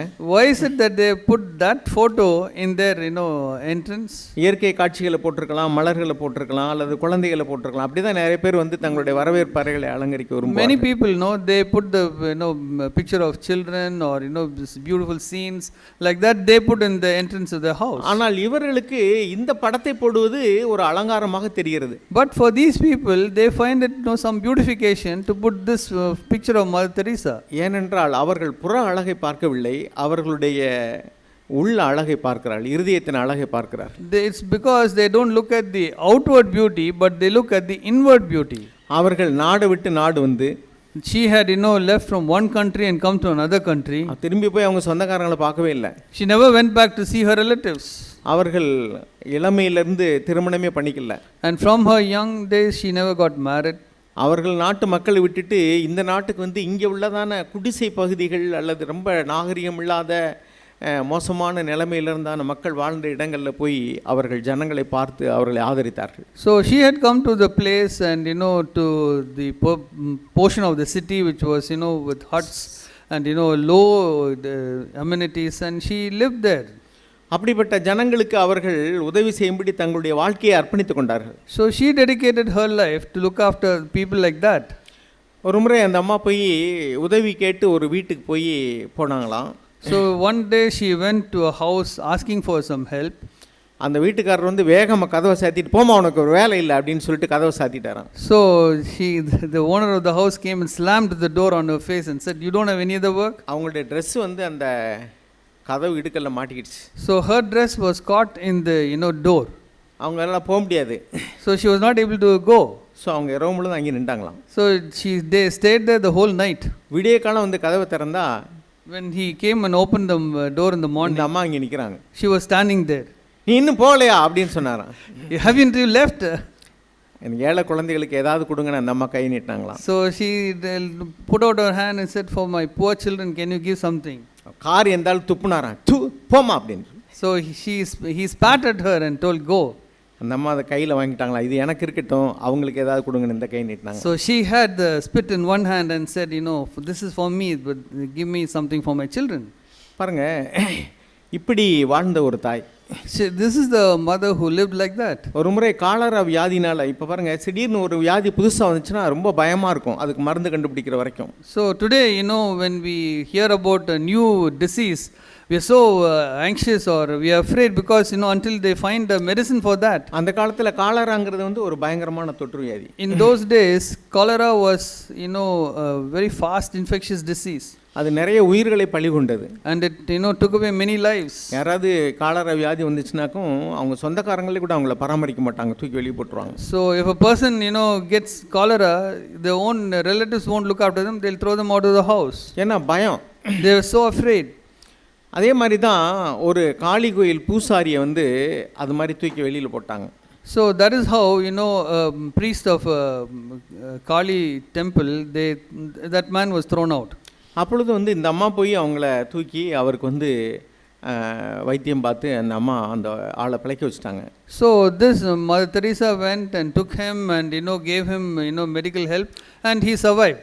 அந்த அம்மா வந்து அவர் கண் விழித்து பார்க்கும்போது இந்த அம்மா தான் முன்னாடி நின்று இன்முகத்தோடு கூட அவங்கள ஆறுதல் சொல்லியிருக்காங்க. So when he opened his eyes, he saw this woman standing there and, comforting him.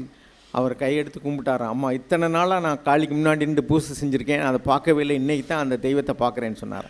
So, he put his hands together and said, all these days I have worshipped this Kali, but only today I have seen the Lord.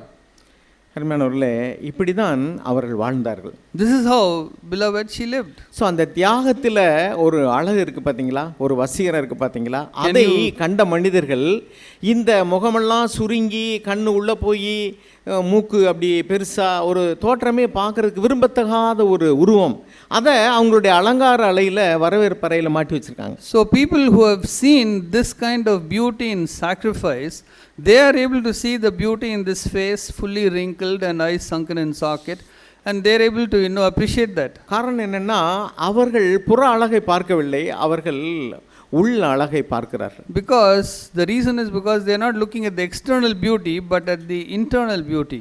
பாருங்கள், நான் சமீபத்தில் ஒரு மருத்துவமனைக்கு விபத்தில் காயப்பட்டவங்கள பார்க்கறதுக்கான போயிருந்தேன். Recently, I had gone to a hospital to see someone who had been, who had met with an accident. அது ஒரு எமர்ஜென்சி ட்ரீட்மெண்ட் கொடுக்கறதுக்காக எவ்வளோ பெரிய இடத்த வந்து கண்ணாடினால தடுத்து வச்சுருக்காங்க. So this is a treatment, emergency treatment. It's fully glass. அந்த கிளாஸில் வந்து வெளியே தெரியாத அளவுக்கு நிறைய படங்கள் எல்லாம் வரைஞ்சிருக்காங்க. So in order not to see what is happening inside, they had drawn a lot of pictures on this glass. அது வந்து மருத்துவத்துறையில் உள்ள விஞ்ஞானிகள் நிறைய மருந்து கண்டுபிடிப்புகளை நிகழ்த்தியவர்களுடைய படங்கள் எல்லாம் இங்கே போட்டிருக்கு. So all the pictures were those who had discovered many drugs for diseases. மயக்க மருந்தை கண்டுபிடித்தவர் என்று சொல்லி ஒருத்தருடைய படம். There was one person whose picture was that he had found anesthesia. இந்த மயக்க மருந்தை கண்டுபிடித்ததனால அநேகருக்கு அறுவை சிகிச்சை செய்து உயிர்களை பிழைக்க வைப்பதற்கு இவர் காரணமாக இருந்தார். ஆயிரக்கணக்கான ஜனங்கள் இதனால் ஆசீர்வதிக்கப்பட்டிருக்காங்க நான் எழுதி வச்சிருந்தாங்க. So they had written that this person, because he found anesthesia, there are so many people who have who've been saved from their life. So that was written there. அது மாதிரி எக்ஸ்ரே ஸ்கேன் இப்படி நிறைய கண்டுபிடிப்புகள் நிகழ்த்தியவர்களுடைய படங்கள் எல்லாம் இங்கே போட்டிருக்காங்க. So like this, those who had discovered X-ray, scan and like that, all their pictures were there. So அந்த படங்கள்லாம் பார்க்கும்போது அவர்கள் ஒருத்தருக்கு கூட ஒரு அழகான தோற்றம் கிடையாது. When I looked at all the pictures, none of them had some beautiful appearance. ஒன்று தலை வழுக்கையாக இருக்கு, some of them were bald. இல்லைனாக்கா அவங்க மூக்கு மொழியெல்லாம் பார்க்கறதுக்கு கூட ஒரு நல்ல ஒரு அட்ராக்டிவாகவே இல்லை. Otherwise also looking at the face, it was not beautiful. ஒரு சீவன தலை கூட இல்லை, முடியெல்லாம் எப்படியோ இருக்கும் ஒரு சிலர். They don't even have a combed hair. It's just a hair which is left loose. ஏதோ ஒரு பைத்தியக்காரல பார்க்கறது போல. It looked like as if I'm looking at a mad person. But அவர்கள் இரவு பகலாக உழைத்து அந்த கண்டுபிடிப்புகளை நிகழ்த்தி இருக்கிறார்கள். But they had worked day and night and discovered those drugs. எத்தனையோ தூங்காத இரவுகள், சாப்பிடாத வேளைகள் அவர்களுக்கு ஏராளம்.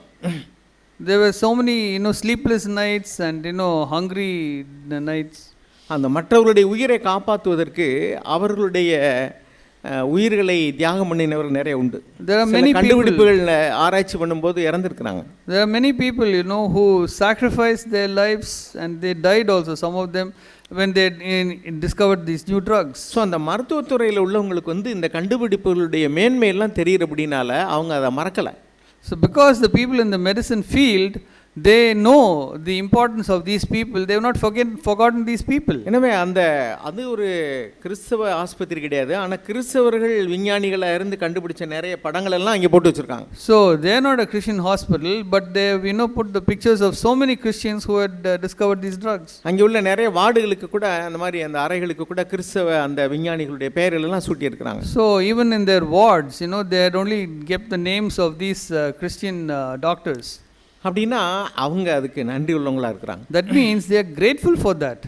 நம்ம போகிறோம், வைத்தியத்தை பார்த்து நம்ம வீட்டில் வந்துடுறோம். We are just going to the hospital to get a treatment and we are coming out. அதுக்கு எவ்வளோ காசுங்கிறத நம்ம கவலைப்படுறோம். We are only bothered about how much we are paying for the treatment. ஆனால் அந்த ட்ரீட்மெண்ட் கொடுக்குறவங்க அதனுடைய மேன்மையை உணர்ந்தபடினால அவர்கள் அவ்வளவு நன்றி உள்ளவங்களா இருக்கிறாங்க. But the people who are giving the treatment, they understand the importance and so they are so grateful. அவர்கள் மாற்று மதத்தினர், வேற நாடுகளை சேர்ந்தவர்கள், பல 100 வருஷங்களுக்கு முன்பாக வாழ்ந்தவர்கள். ஆனால் இன்றைக்கும் அவங்க வந்து அவங்களுடைய படங்களை அங்கே போட்டு அவங்களுக்கு நன்றி உள்ளவங்களா இருக்கிறாங்க. These are people from foreign nations, hundreds of years before them, but still, they value them and they put the pictures. இப்போ நமக்கு என்னென்னா கேள்வி, நம்ம கூடவே இருக்கிறதான நம்முடைய மனைவி, நம்முடைய பிள்ளைகள், நம்முடைய பெற்றோர், அவங்கள நமக்கு எவ்வளோ பேர் உதவி செஞ்சுருக்காங்க, அவங்களுக்கு நம்ம நன்றி உள்ளவங்களா இருக்கிறோமா? But the question now is that we have people who are with us, our parents, our spouses, our children who have been with us. Are we really grateful to them? ரீசெண்டாக எனக்கு என்னுடைய மனைவி குறித்து தேவன் எனக்கு ஆண்டவர் உணர்த்தினார். Recently the Lord convicted me regarding my wife.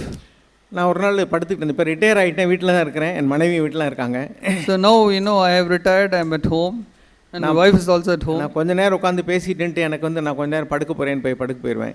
So I will be sitting and speaking to her sometime and then I'll say I'm going to sleep and I'll go off. தூங்குறோமோ இல்லையோ கொஞ்ச நேரம் படுத்துட்டு எந்திரிச்சு வந்தா கொஞ்சம் நல்லா இருக்கும். So whether we sleep or not, if you lie down and come, you're better. நான் இன்னைக்கு 1 மணி நேரம் 2 மணி நேரம் கழிச்சு பார்க்குறேன், அதே வெயில்ல என் மனைவி வந்து சோப் போட்டு துவைச்சிட்டே இருந்தாங்க. And when I came out after an hour or two, my wife was sitting there and washing the clothes in that same sun. ஏமா கொஞ்ச நேரமா படுத்து தூங்க கூடாதா, ஏமா இப்படி பொழுதோட வேலை செஞ்சுட்டே இருக்கிற அப்படின்னு நான் சொன்னேன். சொன்னேன். So I asked her, why is it that you don't come and take some rest? Why are you working like this? அவங்க சொன்னாங்க இல்லை இந்த கொஞ்சோண்டு இதுதான் இதை முடிச்சுட்டு நான் வந்துடுறேன் அப்படின்னாங்க. So she said, no, little more work only, I'll finish that and come. நான் ஆவியானவர் எனக்குள்ள உணர்த்தினார். And the Holy Spirit convicted me. அவங்க இப்படி ஹார்டாக ஒர்க் பண்ணுறதுனால தான் நீ போய் படுத்திருக்க முடியுது அப்படின்னு. The Lord told me that because she is working so hard, you are able to go and sleep like that. அவர்கள் கைகள் எல்லாம் என் கை பார்த்தீங்கன்னா அது ஸ்மூத்தாக இருக்கும், அவங்க கை பார்த்தா ரஃப்பாக இருக்கும். My hands will be very smooth, but my wife's hand will be very rough. ஏன்னா என் கை ஸ்மூத்தாக இருக்கணும்னா அவங்க கை ரஃப்பாக தான் இருக்கணும். Because if my hand has to be smooth, her hand has to be rough. அவங்க கை ஸ்மூத் ஆச்சுன்னா என் கை ரஃப் ஆகிடும். If her hand becomes smooth, then my hands will become rough. So there is a beauty in her hand. So there is a கையில் அந்த ரஃப்பான கைகளில் ஒரு அழகு இருக்கு. So there is a beauty in her rough hands. It's a sacrifice. It's a sacrifice. எனக்கு கல்யாணம் ஆகி 40 வருஷம் ஆயிடுச்சு.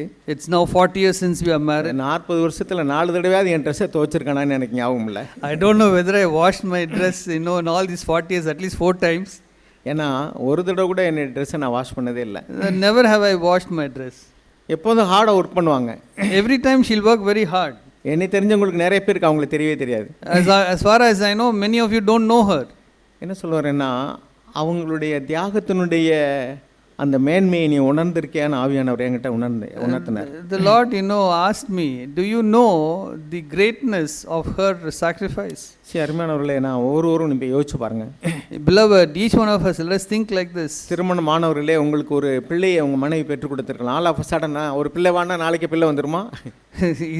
Those who are married, it is not that you want a child and you'll get child tomorrow. 10 மாதம் அந்த பிள்ளையை அவங்க வயிற்றில் சுமந்து அதுக்காக எத்தனையோ காரியங்களை ஒருத்து கஷ்டப்பட்டு மாத்திரை மருந்துகளை சாப்பிட்டு வலி வேதனையோடு கூட ஒரு குழந்தையை பெற்றெடுக்கிறாங்க. It is, they have, born for 10 months and, gone through a lot of difficulties, a lot of, medicines and so much of pain, the child is born. ஒரு வீட்டில் 2 பேர் வேலை செய்கிறாங்கன்னா 2 பேர் வேலைக்கு போயிட்டு வந்தோன்னா புருஷன் சில வேலைகளை செஞ்சுட்டு அவர் பேசாமல் இருந்துருவார். If the husband and wife both are working, the husband will come back from work, he'll do a little bit of work and then he will relax. ஆனால் அந்த பிள்ளையை ஃபீட் பண்ணுறது, தூங்க வைக்கிறது, அந்த பிள்ளையை கவனிக்கிற நிறைய வேலைகளை அந்த தாய் தான் செஞ்சாங்க. But all the work regarding that small child, feeding and looking after, the mother only does. சில நேரங்களில் வேலைக்கு போகிற ஆண்களை மட்டும் பெண்கள் வீட்டில் இருந்தால் சரி நீ வீட்டில் என்ன இருக்க அப்படின்னு அவங்க அசால்ட்டாக நினைக்கிறாங்க. So when men go for work and the woman stays at home, they say, oh, you're only at home. They look at it very low. வீட்டில் இருந்து பார்க்குறவங்களும் தெரியும் பிள்ளைகளை பராமரிக்கிறதில்ல, சமைக்கிறதில்ல, துணி துவைக்கிறதில்ல, வீட்டை நீட்டாக வச்சுக்கிறதில்ல அவங்க எவ்வளோ கஷ்டப்பட வேண்டியிருக்குன்னு தெரியும். So only if you stay at home you'll know how much of effort goes into looking after children or washing the clothes, vessels and keeping the house neat. புருஷன்மார்கள் மனைவிமாரிடத்தில் ஒரு மெச்சுக்கொள்ளக்கூடிய வார்த்தையை கூட நம்ம பேசுறதில்ல. We are so selfish. Many times your husbands are so selfish they don't even speak a word of appreciation to their wives. See, நம்ம வீடுகளில் பிள்ளைகள் பெற்றோர்களுக்கு நன்றி இல்லாமல் இருக்கிறாங்க.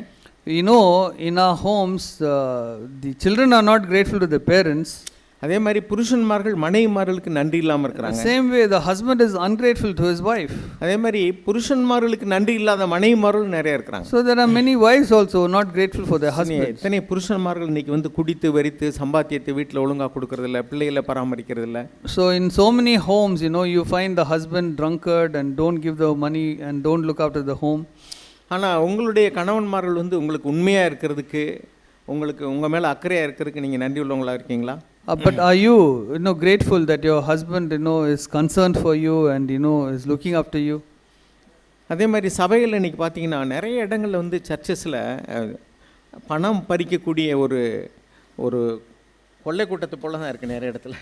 We see in Christendom in so many of the churches it's more like gang of robbers trying to take money from you. எதுக்கு எடுத்தாலும் கொடுங்கன்னு கேட்கக்கூடிய நிலைமையில தான் இன்னைக்கு ஊழியங்கள் போயிட்டு இருக்கு. So many of the ministries are happening for anything and everything they keep asking give. ஏன்னா அந்த பணம் கொடுக்கும் பொழுது அதில் ஒரு பகுதி அவங்களுக்கு போகுது. Because the money you give, a portion goes to them. இப்போ நம்ம சபையில் நிறைய இடங்களில் கொடுங்கன்னே சொல்கிறதில்ல. In many of our churches no one says to give.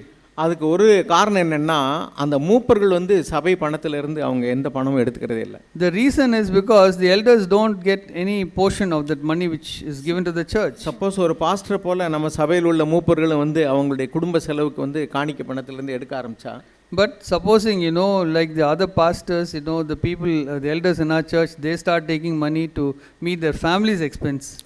அவங்களுடைய சொந்த தேவைகளுக்காக அவங்க ஆண்டவருக்கு தான் ஊழியம் செய்கிறாங்க. அதனால் வந்து அந்த ஞான நன்மைகளை விதைக்கும் பொழுது சரீர நன்மைகளை அறுத்தால் அது வந்து அபாத்திரரா அப்படின்னு கேட்டது போல் அப்படி செய்ய முடியும். So like what it says, people who have, helped you spiritually, you can help them physically. You can also tell like that, and ask. ஆனால் அப்படி போனால் ஒருத்தரோ 2 பேரும் வந்து அந்த சபை பணத்திலிருந்து அவங்க ஜீவனம் பண்ண ஆரம்பித்தா சபையினுடைய காணிக்கைகளை வந்து தாராளமாக செலவழிக்கிறதுக்கு வழி இருக்காது. So if, a couple of elders take money like that from the church, you won't be able to spend money on the church. நம்ம சபையில் உள்ள சகோதரர்கள் வந்து எந்த பணமும் எடுத்துக்கிட்டாம அவர்கள் சபையை கண்காணிக்கிறாங்க. So the elders, they don't take any money from the church and they're looking after the church. அநேக வருடங்களுக்கு முன்பாக நான் சென்னை சபையை குறித்து அறிந்திருக்கிறேன். For many years ago I have heard of the Chennai church like this. அப்போ வந்து சின்ன வீடுகளில் கொஞ்சம் பேர் இருப்பாங்க, அவ்வளோதான். They used to meet in small houses. அந்த வீட்டில் வந்து ஒரு எண்ணிக்கைக்குரிய சிலர் தான். அதனால் சென்னையில் ஒரு சபை இருக்குன்னு தான் தெரியும், அது எங்கே இருக்குன்னு கூட தெரியாது. So I knew that there was very small crowd, so I knew there was a church in Chennai, but I didn't know where it was. தேவன் உண்மையுள்ள சில மனிதர்களை தெரிந்தெடுத்து அந்த இடத்துல வைக்கும்போது இன்னைக்கு இந்த சென்னை சபை எவ்வளவு ஆட்கள் கூடக்கூடிய ஒரு பெரிய சபை வளர்ந்திருக்கு. So the Lord has found a few faithful people and the Lord is using, and today you find a big place like this. நான் கேள்விப்பட்டிருக்கேன், வரங்கள் இருந்தால் எண்ணிக்கை பெருகும், கனிகள் இருந்தால் தரம் வளரும்னு சொல்லிட்டு. So I've heard that if there is a quality, then there will be an increase, and if there is a gift, that also will produce an increase. அதாவது வரங்கள் கிரியை செய்கிற இடத்துல எண்ணிக்கை பெருகும், ஆவிக்குரிய கனிகள் வளரும் பொழுது சபையினுடைய தரம் மேன்மைப்படும். So when there is the spiritual gifts, then the numbers will increase, but where there is spiritual fruit of the Holy Spirit, then the quality will improve. ஆனால் என்னுடைய அபிப்பிராயத்தின்படி இந்த சென்னை சபையில் வரத்தினால எண்ணிக்கை பெரிய இருக்குன்னு சொல்ல முடியாது, உண்மையுள்ள சகோதரர்கள் இருக்கிறபடினால. So I can't say that because of the gifts of the Spirit the church has grown in number, but because the Lord has found the fruit of the Spirit, it's grown in quality and in number.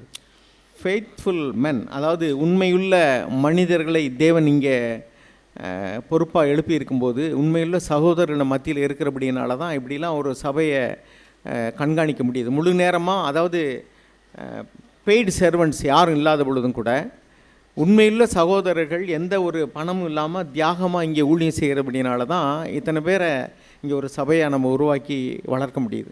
Because the Lord has found faithful men, many faithful men who are working full time, and they are not the Lord has used them with that sacrifice to build a church like this.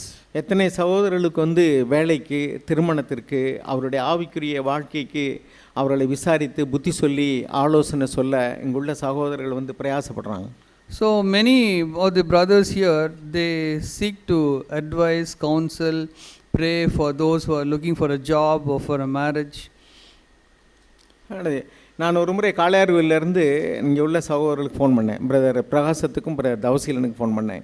So from Kalayarkoil one day I rang up to brother Prakasam and brother Tavasilan. அங்கே சபைக்கு வரக்கூடிய ஒரு சகோதரனுடைய மகன் அவர் சபைக்கு வர மாட்டார், இங்கே ஒரு ஆக்சிடென்ட் ஆயிடுச்சு. So this boy who was coming here, the father wouldn't come to our church, but he was coming here and he met with an accident. அவருடைய அம்மா எனக்கு ஃபோன் பண்ணுறாங்க, பிரதர் சென்னையில் என் பையன் இருக்கிறான், ஒர்க் பண்ண ஃபேக்ட்ரியில் வந்து ஆக்சிடென்ட் ஆகி அவன் வந்து அன்கான்ஷியஸ் ஆகிட்டான், எப்படி இருக்கானே தெரியல. So this mother called me and said, my son has gone to Chennai, in the factory he met with an accident, he's unconscious, I don't know what is happening to him. அந்த பையன் பிலீவரே கிடையாது. That boy is not a believer. அவங்க வீட்டில் prayer நடக்கும், ஒரு நாள் கூட வந்தது கிடையாது. The prayer meeting will be conducted in his house, he will never come for that meeting. அவங்க அம்மா சர்ச்சுக்கு வருவாங்க. The mother will come to the church. ஆனால் இப்போ அந்த பையன் ஆக்சிடென்ட் ஆகிட்டான். Now the boy has met with an accident. அவன் பிலீவரே கிடையாது. He is not a believer at all. Chennai சர்ச்சுக்கு ஒரு நாள் கூட வந்ததில்லை. He has never come to Chennai church. நான் அங்கிருந்து ஃபோன் பண்ணேன். From there I called up. Brother நீங்கள் ஏதாவது உதவி செய்ய முடியுமா அப்படின்னு கேட்டேன். So I asked, can you do some help? ஏன்னா அந்த அம்மா வந்து பதறாங்க, என் மகனுக்கு என்ன ஆச்சோ தெரியலையேன்னு சொல்லிட்டு. Because the mother is coming and she is so much of a panic. ஒரு மணி நேரத்துக்குள்ள பிரதர் பிரகாசம் பிரதர் தவசிலன் அந்த இடத்துக்கு போயிட்டாங்க. In 1 hour's time, both Brother Prakasam and Tausilan went to that place. ஹாஸ்பிட்டலில் அவனுடைய நிலைமையை பார்த்துட்டு இங்கேருந்து ஃபோன் பண்ணாங்க. They saw his condition in the hospital and they called me. அவங்களுக்கும் அந்த பையனுக்கு எந்த தொடரும் கிடையாது, அவன் சர்ச்சுக்கு வரவனும் கிடையாது. There is no connection between that boy and them, and he doesn't even come to the church. இப்போ நான் இங்கேருந்து சொன்னால் இவங்க கேட்கணுங்கிற அவசியமே கிடையாது. சபைக்கு வரக்கூடியவங்களா இருந்தால் சரிதான், சொந்தக்காரங்க வேண்டியவங்களுக்குலாம் நாங்கள் என்ன பண்ண முடியும் அப்படின்னு சொல்லியிருக்கலாம். So when I called up, they could have told, you know, how can we be in any way interested in that? ஆனால் அவர்கள் உடனடியாக அந்த இடத்துக்கு போய் உதவி செஞ்சது எதுக்கு சொல்ல வரேன்னா, இப்படி உண்மையுள்ள சகோதரர்கள் தங்களுடைய நேரத்தை தங்களுடைய பணத்தை செலவழித்து யார் யாருக்காக உதவி செய்யக்கூடிய ஒரு உண்மையுள்ளவர்கள் இருக்கிறபடினால தான் வெளியூரில் இருக்கிறவங்க அவங்களுடைய பிள்ளைகள் படிப்புக்கோ வேலைக்கோ வரும் பொழுது சென்னையில் நம்ம சர்ச் இருக்க முதல்ல அங்கே போ அப்படின்னு சொல்கிறோம். So the reason why I'm saying is that because there are a few faithful people like this, people outside, when they send their children to Chennai, they say, oh, there is a church in Chennai, please go there first. இங்கே சென்னையில் நிறைய இடங்களில் brothers meeting நடத்துகிறாங்க. In Chennai, in many areas, you know, places, you know, we conduct meetings. 8 மணிக்கு meeting ஆரம்பித்து 10 மணிக்கு முடிச்சு 11 மணிக்கு 12 மணிக்கு வீட்டுக்கு வர்றாங்க. They start the meeting at 8 o'clock, they finish at 10 o'clock, they come home at 11 or 12. அன்றைக்கி என்னை ஒரு இடத்துக்கு கூப்பிட்டாங்க, நைட் 12 மணிக்கு வீட்டில் கொண்டாந்து விட்டாங்க. They called me to one place and there they left me at 12 o'clock in the night. Next day வந்து ஒரு காரியத்துக்கு நான் முடிவு சொல்கிறேன்னு சொன்னேன். 10 மணிக்கு அடிக்கிற பிரகாசம்பதற்கு ஃபோன் சுவிட்ச் ஆஃப், 11 மணிக்கு அடிக்கிற ஃபோன் சுவிட்ச் of. The next day I called up, you know, for something at 10 o'clock morning, phone was switched off, 11 o'clock it was switched off. சரி, நான் என்ன கேட்குறேன்னா, நீங்கள் இப்படிப்பட்ட சகோதரர்களுக்கு என்னைக்காவது நன்றி உள்ளவங்களா இருந்திருக்கீங்களா? I want to ask you whether you've been grateful for these brothers at any day. இவங்ககிட்ட நீங்கள் ஏதாவது ஒரு குறையை கண்டுபிடிச்சா நீங்கள் உடனே பெருசாக்கிடுவீங்க.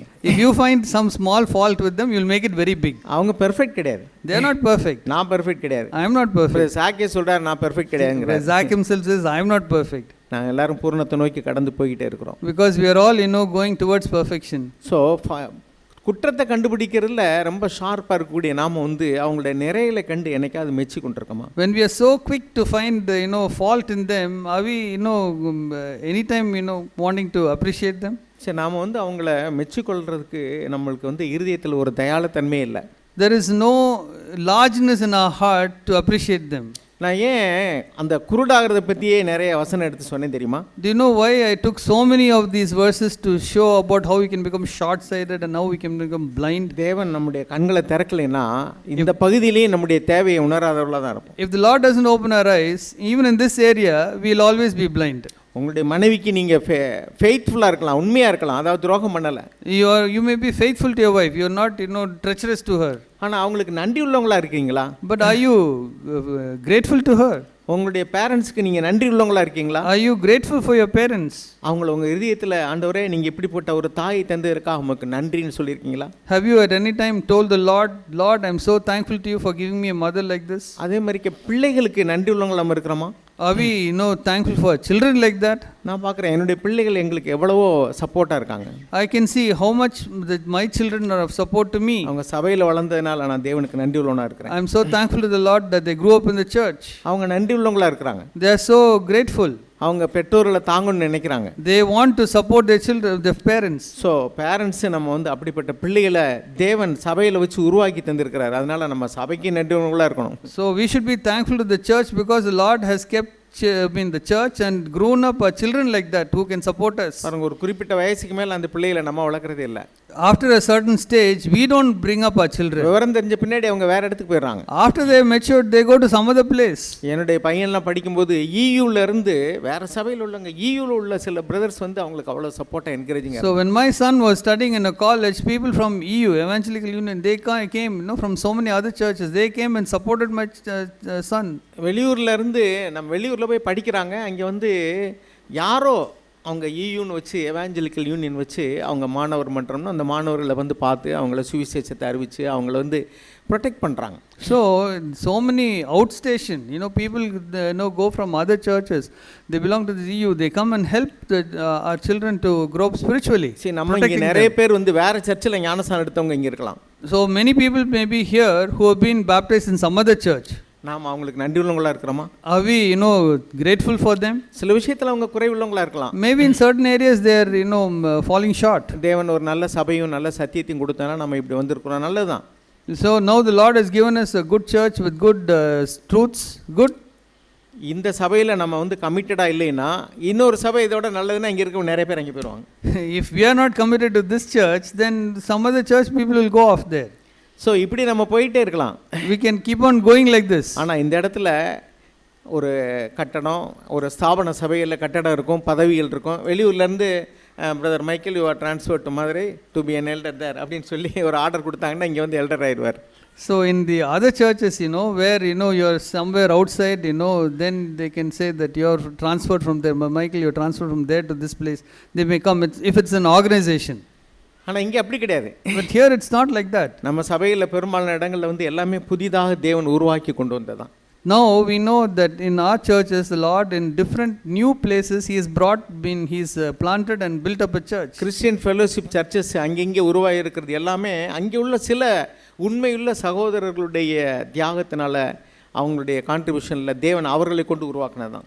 The CFC churches which have come up in all those places are because of the Lord found a few faithful people and whom you could use and to build the church, plant and build it, and it's their faithfulness. So எனவே அருமையானவர்களே, சபைக்கு உண்மையில உள்ள இருப்போம். So beloved, let us be faithful to the church. சபையில் பாருங்கள், நம்ம கரெக்டாக வந்துட்டு வேலையை முடிச்சுட்டு போகிறவங்க நிறைய பேர் இருக்கலாம். So there may be many people who come on time for the church and they leave off time, just after the church.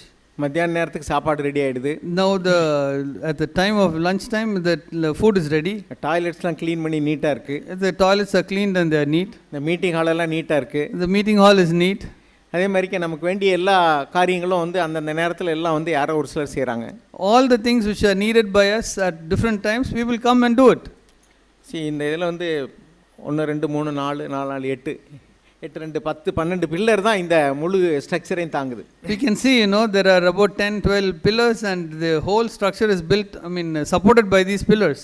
இந்த பில்லர்ஸ் இல்லைன்னா இங்கே நம்ம யாருமே உட்கார முடியாது. If these pillars are not here, none of us can sit here. So இங்கே உள்ள சபையினுடைய முழு பாரத்தையும் ஒரு சில சகோதரர்கள் சகோதரிகள் தான் தாங்கிட்டு இருக்கிறாங்க. So all the burden of this church is being supported by a few brothers and sisters. பொருளாதார ரீதியாக, maybe economically, உடல் உழைப்பு கொடுத்து, or the physical working, அவருடைய ஆவிக்குரிய அழைப்பை உபயோகித்து, and the calling which the Lord has given them as a spiritual calling. இது எல்லாத்திலுமே ஈடுபடக்கூடியவர்கள் சிலர் தான். But the people who are involved in all these things are a few. அருமையானவர்களே, நான் இப்போ கேட்குறது என்னென்னா, அவர்களுக்கு நம்ம நன்றி உள்ளவங்களா இருக்கணும், அவங்களுக்காக தேவனுக்கு நன்றி உள்ளவங்களா இருக்கணும்னு எத்தனை பேர் ஃபீல் பண்ணுறோம்? How many of us feel that we should be thankful for them and thankful to God for them?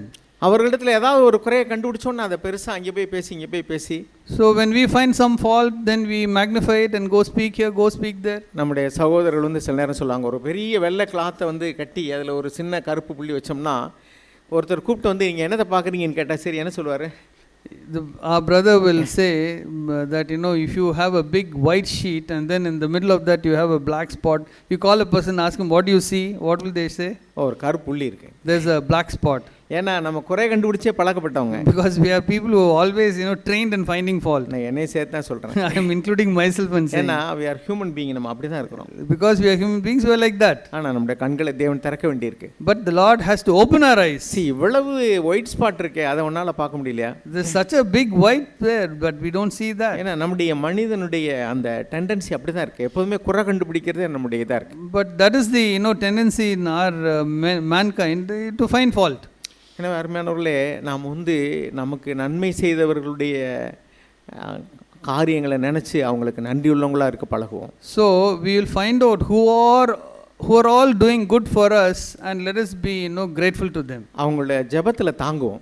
We will support them in prayer. அவங்க குறைகளை காணும்போது வந்து பின்னாடி போய் குறை சொல்ல வேண்டாம். When you see some fault in them, don't go and speak behind them in that. ஒருவேளை அது மற்றவங்களை பாதிக்கிறவளா இருந்தால் நேரே போய் சொல்லலாம், ஒன்றும் தப்பு கிடையாது. If it's going to affect others, you can go and tell them directly. நிறைய காரியங்கள் இருக்கு. Many things are there. Zach சொல்லுவார், Zach will say, nothing is serious and it's sin பாரு. Nothing is serious except sin. பாவத்தை தவிர வேறு எதுவுமே serious கிடையாது. Except sin, nothing else is serious. ஆனால் நம்ம வீட்டில் வந்து பாவத்துக்காக சண்டை போடுறோம். In our house, do we fight for sin? அல்ல சர்ச்சில் பாவத்துக்காக தான் நம்ம சண்டை போடுறோமா? Or in the church also, are we fighting against sin? பாவமான காரியம் நடந்துக்கிட்டு நீங்கள் பேசாமல் இருக்கீங்களேன்னு சொல்கிறோமா? Are you saying that some sinful thing has happened, you are not taking action on that? நிறைய காரியங்கள் அப்படி இல்லை. Many things are not like that. நிறைய பேர் வந்து திரைமறைவில் வேலை செய்கிறவங்க இருக்கிறாங்க. There are many people who are working in a hidden manner. அவங்க என்ன வேலை செஞ்சாங்கன்னு தெரியாது. We don't even know what work they have done. இதயத்தை போல, like the heart, நுரையீரலை போல, like the kidneys, மூளையை போல, like the brain. மறைமுகமாக ஏராளமான பொறுப்புகளை வந்து அடுத்தவங்களுக்கு தெரியாமே செய்கிறவங்க நிறைய இருப்பாங்க. Many things, responsibilities like that, hidden, they without being known to others, they are doing it. நிறைய பணத்தை வந்து மறைமுகமாக கொடுக்குறவங்க இருப்பாங்க. There are many people who give money in a hidden manner. நான் லோக்கல் சர்ச்சில் நான் பார்த்துருக்கேன். I have seen in my local church. சின்ன சபையாக இருக்கும்போது ஒரு முறை 1,00,000 ரூபா காணிக்க பெட்டியில் அடைஞ்சு. When we were a very small group, I saw 1 lakh rupees in the இவ்வளோ ரூபா காணிக்க போடுறதுக்கு இங்கே யார் இருப்பான்னு யோசிச்சு பார்த்தேன். I thought, who's there to give, so much of an offering? எனக்கு தெரியாது. I didn't know. அது தெரியாமல் இருக்கிறதா நல்லது. It is good that I didn't know. ஒரு முறை வந்து பூவர்னு சொல்லிட்டு 60,000 ரூபாய்க்கு மேலே பணம் வந்திருந்தது ஒரே நாள் ஒரு ஆஃபரிங்கில். In one offering, one day we got 60,000 rupees, for the poor fund. எனக்கு யார் இப்படி கொடுத்துருப்பான்னு யோசிச்சு பார்க்குறேன். I was thinking like, who would have given this? எனக்கு தெரியாது. I didn't know. தேவனே உங்களுக்கு நன்றி. Lord, thank you. இப்படிப்பட்டவங்க நீங்கள் இங்கே வச்சுருக்கீங்க. You kept people like that here. இவ்வளோ பெரிய உதவிகளை செஞ்சு சபையை தாங்குறவங்க ஆனால் மறைமுகமாக யாருக்குமே தெரியாமல் செய்கிறாங்க. But this kind of a big help they can do and they're hidden.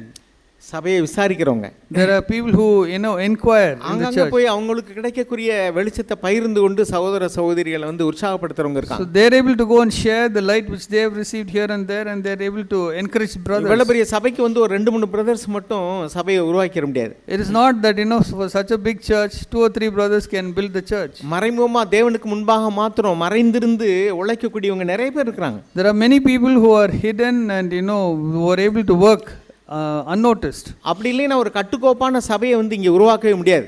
That way, otherwise you cannot build a church like this so harmonious. So எனவே அருமையானவர்கள் நான் கேள்விக்கொண்டதெல்லாம் நன்றி உள்ளவங்களா இருப்போம்.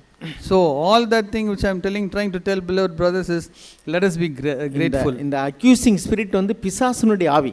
The accusing spirit is the spirit of Satan. குற்றம் கண்டுபிடிக்கக்கூடிய ஆவி. To find fault. அதுக்கு பதிலாக மெச்சிக்கொள்ள பழகுவோம். Instead of that, let us learn to appreciate. நன்றி உள்ளவங்களா இருப்போம். Let us learn to be grateful. ஒருவருக்கொருவர் நன்றி உள்ளவங்களா இருப்போம். Let us be grateful one for another. எல்லாவற்றுக்கும் மேலாக தேவனுக்கு நன்றி உள்ளவங்களா இருப்போம். And before more than anything else, we'll be grateful to God. ஆண்டவராகிய இயேசு கிறிஸ்து பிதாவுக்கு சமமா இருப்பதை கொள்ளையாடின பொருளாக எண்ணாம பாவிகளாக நமக்காக பரலோகத்திலிருந்து இறங்கி வந்தார். Jesus Christ, who was equal with God, did not consider robbery to be equal with God, but he came down to save us sinners. தூத்துக்குடியில் நம்ம பிரதர் சாக் வந்து சொன்னாரு. In Tuticorin, Zach told like this. அது எந்த meeting தெரியல, elders மீட்டிங்கா இன்னொரு மீட்டிங்கான்னு தெரியல. I don't know in which meeting he said. காலையில் நான் எழுந்திருந்து படுக்கையில் படுத்திருக்கும் போதே ஆண்டவரை தியானிப்பேன். என் கண்கள்ல இருந்து அப்படியே இயேசுவே என்று சொல்லி என்னுடைய கண்களில் தண்ணீர் ஓடும். He was saying that the moment he gets up in the morning, he will meditate on God and tears would flow from his eyes. நான் யோசிச்சு பார்த்தேன், ஆண்டவரே நான் ஒரு நாள் கூட இப்படி நான் அழுததில்லை. I thought about that and said, Lord, not one day have I wept like this. இன்னும் நான் போதுமான அளவுக்கு உமக்கு நன்றி உள்ளவனா இல்லை. Because I am not so grateful to you and not enough of gratefulness in me. நான் 2 பேதுரு 1:9 வாசிக்கிறோம். 2 Peter chapter 1 verse 9. அதில் வந்து வாசிக்கிறோம், நம்ம வந்து நிறைய பாவங்களார சுத்திகரிக்கப்பட்டதை மறந்து போன கண் சொருகி போன குருடர்களாக இருப்போம் அப்படின்னு இங்கே வாசிக்கிறோம். So we read there, the man who has forgotten all the sins from which he has been, cleansed, and he is short-sighted and blind. நம்முடைய பாவங்களை மன்னிக்கிறதுக்கு அவர் தன் ஜீவனையே கொடுத்தாருங்கிறத நம்ம மறந்துட்டோம். We forget that he gave his own life to save us from sin. அரை நிர்வாணமாக அங்கே தொங்கிக் கொண்டிருந்தார். He hung, half naked on the cross. அவமான சின்னத்திலே தொங்கிக் கொண்டிருந்தார். He was, hanging on a shameful symbol. அது வந்து தூக்கு கயிறுல தொங்குறது மாதிரி தான் அன்னைக்கு சிலுவை மரணம். It's like, how a person is hanged to death. It's like that, a symbol of death. கன்னத்தில் அறைந்தார்கள், காரி துப்பினார்கள், முள்முடியை சூட்டினார்கள். They slapped him on the face and they put a crown of thorns on him and hit him with a rod. நம்ம ஒரு வார்த்தையில் ஒருத்தர் கூடுதலாக பேசிட்டா கூட நமக்குள்ள சுருக்குங்குது. When a person speaks a little extra to us, immediately, we become so pricked. ஆனால் தேவனுடைய குமாரனோ அத்தனை அவமானத்தையும் சகித்து அரை நிர்வாணத்தோடு கூட தொங்கிக் கொண்டிருக்கிறார். But the Son of God, he endured all his hostility and shame and hung on the cross half naked. சகோதரர் சொன்னார், அந்த ஆண்டவருடைய அன்பை நினைச்சு என் கண் கலங்கினதுன்னு சொன்னார். When I think of that love, my eyes, I weep. ஆனால் நம்ம அப்படி அழுதுருக்கோமா? Have we wept like that? கண்ணால் காண்கிற மனிதனிடத்தில் அன்பு கூறாவிட்டால் காணாத தேவனிடத்தில் எப்படி அன்பு கூறுவான்னு எழுதியிருக்கு. It's written like this, that if you can't love your brother whom you can see, how can you love God whom you cannot see?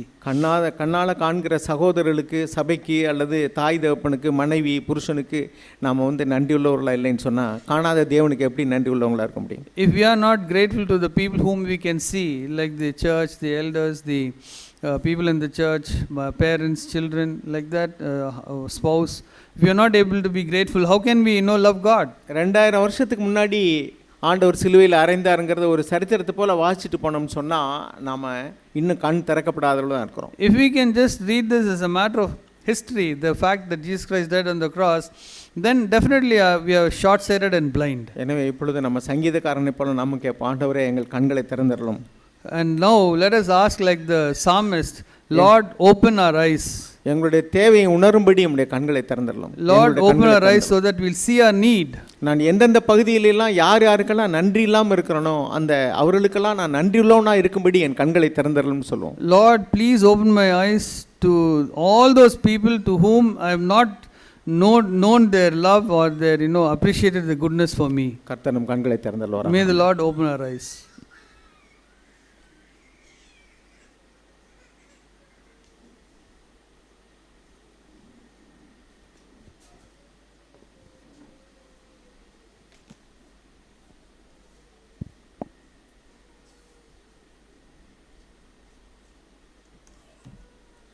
நம்ம எல்லாரும் எழுந்திருந்து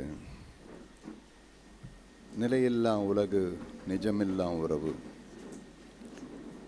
நிலையானது ஒன்றும் இங்கில்லை என்ற பாடலை நம்ம எல்லாரும் சேர்ந்து இந்த பாடலை நம்ம எல்லாரும் நிலையில்லாத உலகு நிஜமில்லாத உறவு நிலையானது ஒன்றும் இங்கு இல்லை இன்பம் தரும் உலகு செல்வத்தின் வாழ்க்கை என்றுமே நிலைக்கவே நிலைக்காது அன்புநாதன் இயேசு அளித்திடும் வாழ்வில்தான் ஆனந்தம் நிறைவாக உண்டு பொன்பொருளை தேடி பகட்டாக வாழ ஏங்கிடும் வாழ்க்கை என்றுமே வெறுமைதான் போதுமென்ற மனதில் தெய்வ வாழ்வு கண்டால் நிலையான வாழ்வு என்றைக்கும் உண்டு இதுதான் பாட்டுக்காரனுடைய அவருடைய ஆதங்கம் இந்த நாளிலும் கூட நாம் ஜெபித்தது போலவே தேவன் நம்முடைய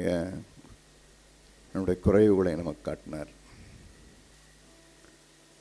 நானும் நிறைய இதில் நான் பார்த்துருக்கேன் நான் சிலதெல்லாம் நான் பார்க்கும்போது ஒரு வீடியோவை நான் பார்த்து நான் ரொம்ப அதிர்ச்சி அடைஞ்சேன் அதில் என்னன்னா ஒரு மருமகள் தன் வயதான ஒரு மாமியார் அந்த மாமியார் கட்டில் படுத்திருக்கிறாங்க படுத்து இருக்கும்போது அந்த மருமகள் அந்த மாமியார் கொடுமைப்படுத்துவாள் காலால் எட்டி உதைப்பா வெளியே தள்ளுவா அந்த அம்மா கட்டிலேருந்து கீழே விடுவாங்க மறுபடியும் போய் காலால் எட்டி உதைப்பா சீக்கிரம் செத்து தொலையேன் ஏன் இப்படி இருக்கிறேன் அப்படின்ட்டு அந்த மாமியாரை கடைசி வரைக்கும் ஏம்மா என்னை விட்டுரு ஏம்மா நான் போயிடுறேன் நான் இங்கே இல்லைன்னா எங்கேயாவது போயிடுறேன் அப்படின்வாங்க ஆனால் அந்த அம்மா விட மாட்டாங்க மறுபடியும் கையை போட்டு முறுக்குவாங்க இடுப்பை உடைப்பாங்க அதெல்லாம் இரக்கமில்லாத உலகம் இப்படிலாம் இருக்கின்ற வேளையில் இப்படிலாம் சில மருமகள் இப்படிலாம் இருப்பாங்க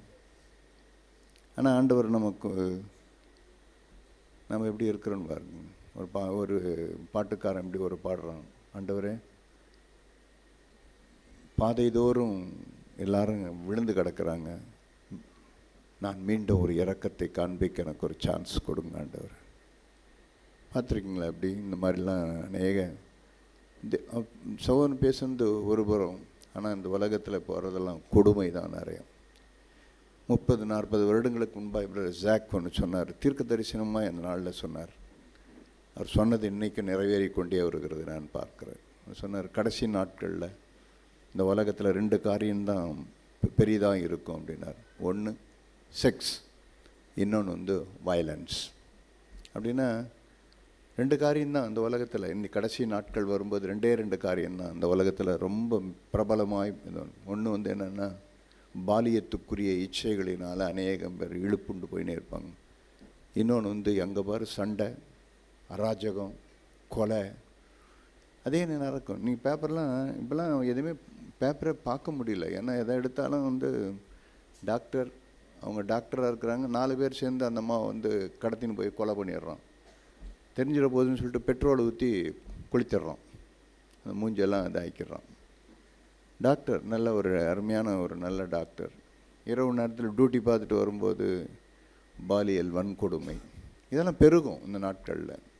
ஏன்னா மனுஷனிடத்தில் வந்து அவனிடத்தில் இது இந்த வயலன்ஸ் இருக்க பெருகிக்கிட்டே இருக்கும். பிரியமானவர்களே, இந்த நாளிலும் கூட ஆண்டவர் நம் கண்களை திறக்கட்டும். ஆண்டவரே, எனக்கு அப்படிப்பட்ட கிருபை கொடுங்க, நானும் வந்து உண்மையாக இருக்கேன். ஆண்டவரே, நான் எந்த காரியத்திலும் நான் நன்றி எறிதலுடனாக இருக்கேன், எனக்கு உதவி செய்யும். ஒரு சின்ன காரியம் எதுவாக இருந்தாலும் நம்ம எல்லாருக்கும் நன்றி எறிதல் உள்ளவளாக இருக்குமான்னு பாருங்கள். எத்தனையோ குடும்பம் இப்படிலாம், எத்தனையோ குடும்பங்கள் இருக்குது. அந்த குடும்பங்களுக்கெல்லாம் நம்ம நன்றி எறிதலுள்ளவளாக இருக்குமா பாருங்கள். நான் சில நேரத்தில் நினைப்பேன், உங்கள் அப்பா அம்மாவுக்கெல்லாம் நீங்கள் நன்றியாக இருக்கிறீங்களா? எத்தனையோ பிள்ளைங்கள் வந்து அவங்க அப்பா அம்மா சர்ச்சுக்கெல்லாம் போக விட்றல, இதெல்லாம் சர்ச்சுக்கே போகக்கூடாதுன்னுவாங்க. ஆனால் ஆண்டவர் வந்து உங்களை வந்து சபைக்காக போயிட்டு வான்னு சொல்லுவாருங்க. எத்தனையோ உங்கள் வீட்டுக்காரங்க எத்தனையோ பேர், நீ ஞாயிற்றுக்கிழமை நீ இருந்துட்டு போ, எனக்கு எதை செய்து கொடுன்றாங்க. ஆனால் ஒரு சில புருஷன் போயிட்டு வா, பரவாயில்ல, நான் அட்ஜஸ்ட், ஒரு நாள் தான் நான் அட்ஜஸ்ட் பண்ணிக்கிறேன், போயிட்டு வா அப்படின்னு சொல்கிறேன். நமக்கு எனக்கு தெரியும், நம்ம சர்ச்சில் ஒரு சிஸ்டர் இருக்கிறாங்க. அவங்க வந்து அவங்க பெரிய ஆஃபீஸர், அவங்க பெரிய நல்ல, அவங்க கிட்டத்தட்ட 70,000 80,000க்கு மேலே ஏர்ன் பண்ணுறவங்க. அவங்க ஞாயிற்றுக்கிழமை அண்ணா நகர் வீட்டில் சர்ச்சில் இருக்கும்போது, சர்ச்சுக்கு வர்றதுக்கு முன்னே அவங்க வீட்டுக்காரர் வந்து 2 கிலோ கறி, 1 கிலோ மீன், அது இது எல்லாத்தையும் வாங்கி போட்டு எல்லாம் செய்து கொடுத்துட்டு நீ போ அப்படின்னு வரோம். அந்த சிஸ்டர் உடனே காலங்காத்தால் 7 மணிக்கு சமையலை ஆரம்பித்து கிடுக்குன்னு 10-10:15 மணிக்கெல்லாம் எல்லாத்தையும் கறி, மீன், எறா எல்லாத்தையும் வறுத்து வச்சு எல்லாத்தையும் டேபிள் மேலே வச்சுட்டு, எங்க எல்லாத்தையும் வச்சுட்டுங்க, நான் போயிட்டு வரட்டுமா சர்ச்சுக்கு அப்படின்னு கேட்பாங்களாம். பார்த்துருக்கீங்களா? அப்படி தேவன் எந்த சகோதரியை பார்ப்பாருன்னு பாருங்கள். சபைக்கு போகிறதுக்காக எவ்வளோ தியாகத்தை அந்த சகோதரி செய்தாங்க தெரியுமா உங்களுக்கு? காலையில் அவங்க 7 மணிக்கெல்லாம் எழுந்தாங்க. 7 மணிக்கு எல்லாம் தூங்கிட்டு இருப்பாங்க, பிள்ளைகள்லாம் தூங்கிட்டு இருப்பாங்க. இவங்க கிடுகிடுன்னு மார்க்கெட்டுக்கு போய்டும். ஷீ இஸ் நாட், அவங்க கை நாட்டு பேர் வழி கிடையாது. She is a BE holder, எனக்கு ஆஃபீஸர், பெரிய ஆஃபீஸர். அவங்க நன்றி அறிதல் உள்ளதாக இருப்போம். சர்ச்சுக்கு போகிறதுக்கு எவ்வளோ பாடுபட்டு வந்தாங்க. அதனால் அந்த சகோதரிகளுக்கு நன்றியாக இருக்குமா? ஆண்டவரே, எவ்வளோ பாடுபட்டு இந்த சபைக்கு வராங்க ஆண்டவரே. நான்லாம் சில நேரத்தில் விடுவேன், எத்தனையோ பிள்ளைங்க வந்திருக்காங்க, அவங்களுக்கு ஏற்ற வார்த்தையை கொடுங்க ஆண்டவரே. நன்றியாக இருப்போமா? அதனால தான் மறுபடியும் இந்த நாளில் நம்ம கேட்டோம், நன்றியாய் ஆண்டவரே, நன்றியாக இருக்க எனக்கு உதவி செய்யும். நம்ம எல்லோரும் இந்த பாடலை நம்ம பாடுவோம். நிலையெல்லாம் உலகு நிஜமெல்லாம் வரும். நிலையில்லா உலகு நிஜமில்லா உறவு நிலையானதொன்றும் இல்லை. நேற்றும் இன்றும் என்றும் மாறாத தெய்வம் நீர் மட்டும் போதும் எப்போதும். நீர் மட்டும் போதும், நீர் மட்டும் போதும், நீர் மட்டும் போதும் எப்போதும். நிலையில்லா நிஜமில்லா உறவு நிலையானதொன்றும் இல்லை. இன்பம் தரும் உலகு இங்கு என்றும் நிலைத்தது இல்லை. அன்புநாதன் இயேசு வாழ்ந்திடும் வாழ்வில் ஆனந்தம் நிறைவாக உண்டே. நீர் மட்டும் என் வாழ்வு, நீர் மட்டும் மாறும், நீர் மட்டும் போதும் எப்போதும். நிலையில்லா நிஜமில்லா உறவு நிலையானதொன்றும் இல்லை. பொன் பொருளை தேடி பகட்டாக வாழ ஏங்கிடும் வாழ்க்கை என்றும் ருமை. போதுமென்ற மனதில் தெய்வ வாழ்வு கண்டால் நிறைவான வாழ்வு என்றும் உண்டே. நீர் மட்டும் என் வாழ்வு மாறும், நீர் மட்டும் என் வாழ்வு மாறும், நீர் மட்டும் போதும் எப்போதும். நிலையில்லா உலகு நிஜமில்லா உறவு நிலையானதொன்றும். எல்லாரும் ஜெபம் பண்ணலாம். கண்களை மூடி ஆண்டவரிடத்தில், ஆண்டவரே எனக்கு மீண்டும் ஒரு தருணம் கொடுங்க ஆண்டவரே. பாவி நான் கிருபை காட்டும் மீண்டும் ஒரு தருணம் எனக்கு தாரும் ஆண்டவரே. பாவி நான் கிருபை காட்டட்டும், நான் இரக்கமாக இருக்கட்டும் ஆண்டவரே. எனக்கு உதவி செய்யுங்க. இந்த நாளிலும் கூட என் கண்களை திறந்தது போல ஆண்டவரே, அன்றைக்கு ஆண்டவரே பேலேயாமின் கண்களை திறந்தீங்க ஆண்டவரே, இப்பொழுது என் கண்களை திறந்துடும். நீ பார்வையடையும்படிக்கு உன் கண்களுக்கு கலிக்கம் போட வேண்டும் என்று சொல்லி நான் விரும்புகிறேன்னு சொன்னார் ஆண்டவரே. என் கண்களுக்கு இப்பொழுதும் கலிக்கத்தை போட்டு நானும் பார்வையடைந்தவனாய் ஆண்டவரே, எனக்கும் ஒரு நல்ல தெளிவான பார்வையை நீ கொடுங்க ஆண்டவரே. அந்த உணர்வோடு கூட நம்ம எல்லாரும் ஜெபம் பண்ணலாமா? ஆண்டவரிடத்தில் கேட்போமா? நம்ம எல்லாருமா ஆண்டவரிடத்தில் கேட்போம். உண்மை உள்ள தேவனே, என் கண்களை திறந்துடணும், எனக்கு உதவி செய்யும் கேட்போம். நல்ல பிதாவே, நல்ல வேலைக்காய் நன்றியோடு கூட நாங்கள் துதிக்கிறோம். நம்முடைய வார்த்தைகளுக்காய் நன்றி ஆண்டவரே. இயேசுவே, எப்பொழுதும் ஆண்டவரே நாங்கள் நன்றி அறிதல் உள்ளவர்களாய் நாங்கள் வாழ எங்களுக்கு உதவி செய்யும் ஆண்டவரே. எந்த விதத்தில் நாங்கள் ஆண்டவரே தேவரீர் நன்றி இல்லாதவர்களாய் நாங்கள் மாறவே வேண்டாம் ஆண்டவர். நன்றி அறிதல் உள்ளவர்களாய் இருங்கள் என்று எழுதப்பட்டிருக்கிறது போல நம்முடைய வார்த்தைக்கு நாங்கள் நடுங்க எங்களுக்கு உதவி செய்யும். இன்னுமாய் எங்களுக்கு ஆண்டவரே எங்கள் கண்களை திறந்து கொடுங்க ஆண்டவரே. நாங்கள் எந்தெந்த ஏரியாவில் நாங்கள் பார்த்தது இப்பொழுது நாங்கள் கேட்டது கொஞ்சம் தான் ஆண்டவரே. இன்னுமாய் எங்களிடத்தில் இன்னுமாய் ஆழமாய் எங்களை குற்றம் தீர நியாயம் தீர்த்து பார்க்க தேவன் எங்களுக்கு உதவி செய்வீராக. வார்த்தைகளை கொடுத்து எங்கள் சகோதரனுக்காய் நன்றி. தொடர்ந்து அவரை ஆசீர்வதிப்பீராக. உடைய கரம் அவரோடு கூட இருக்கட்டும். தொடர்ந்து அநேகருக்கு ஆசீர்வாதமாக இருக்க உதவி செய்யும். கடந்த நாட்களெல்லாம் ஆண்டவரே நீர் எடுத்து எங்கள் சகோதரனை எடுத்து உபயோகப்படுத்தின மகாபிர தயவுக்காய் நன்றி ஆண்டவர். எல்லா துதி கன மகிமை உமக்கு ஒருவருக்கே நாங்கள் செலுத்துகிறோம். இயேசு கிறிஸ்துவின் நாமத்தில் வேண்டிக் கொள்கிறோம் ஜீவனுள்ள நல்ல பிதாவே. ஆமென். ஆமென். உட்காரணும் எல்லாரும்.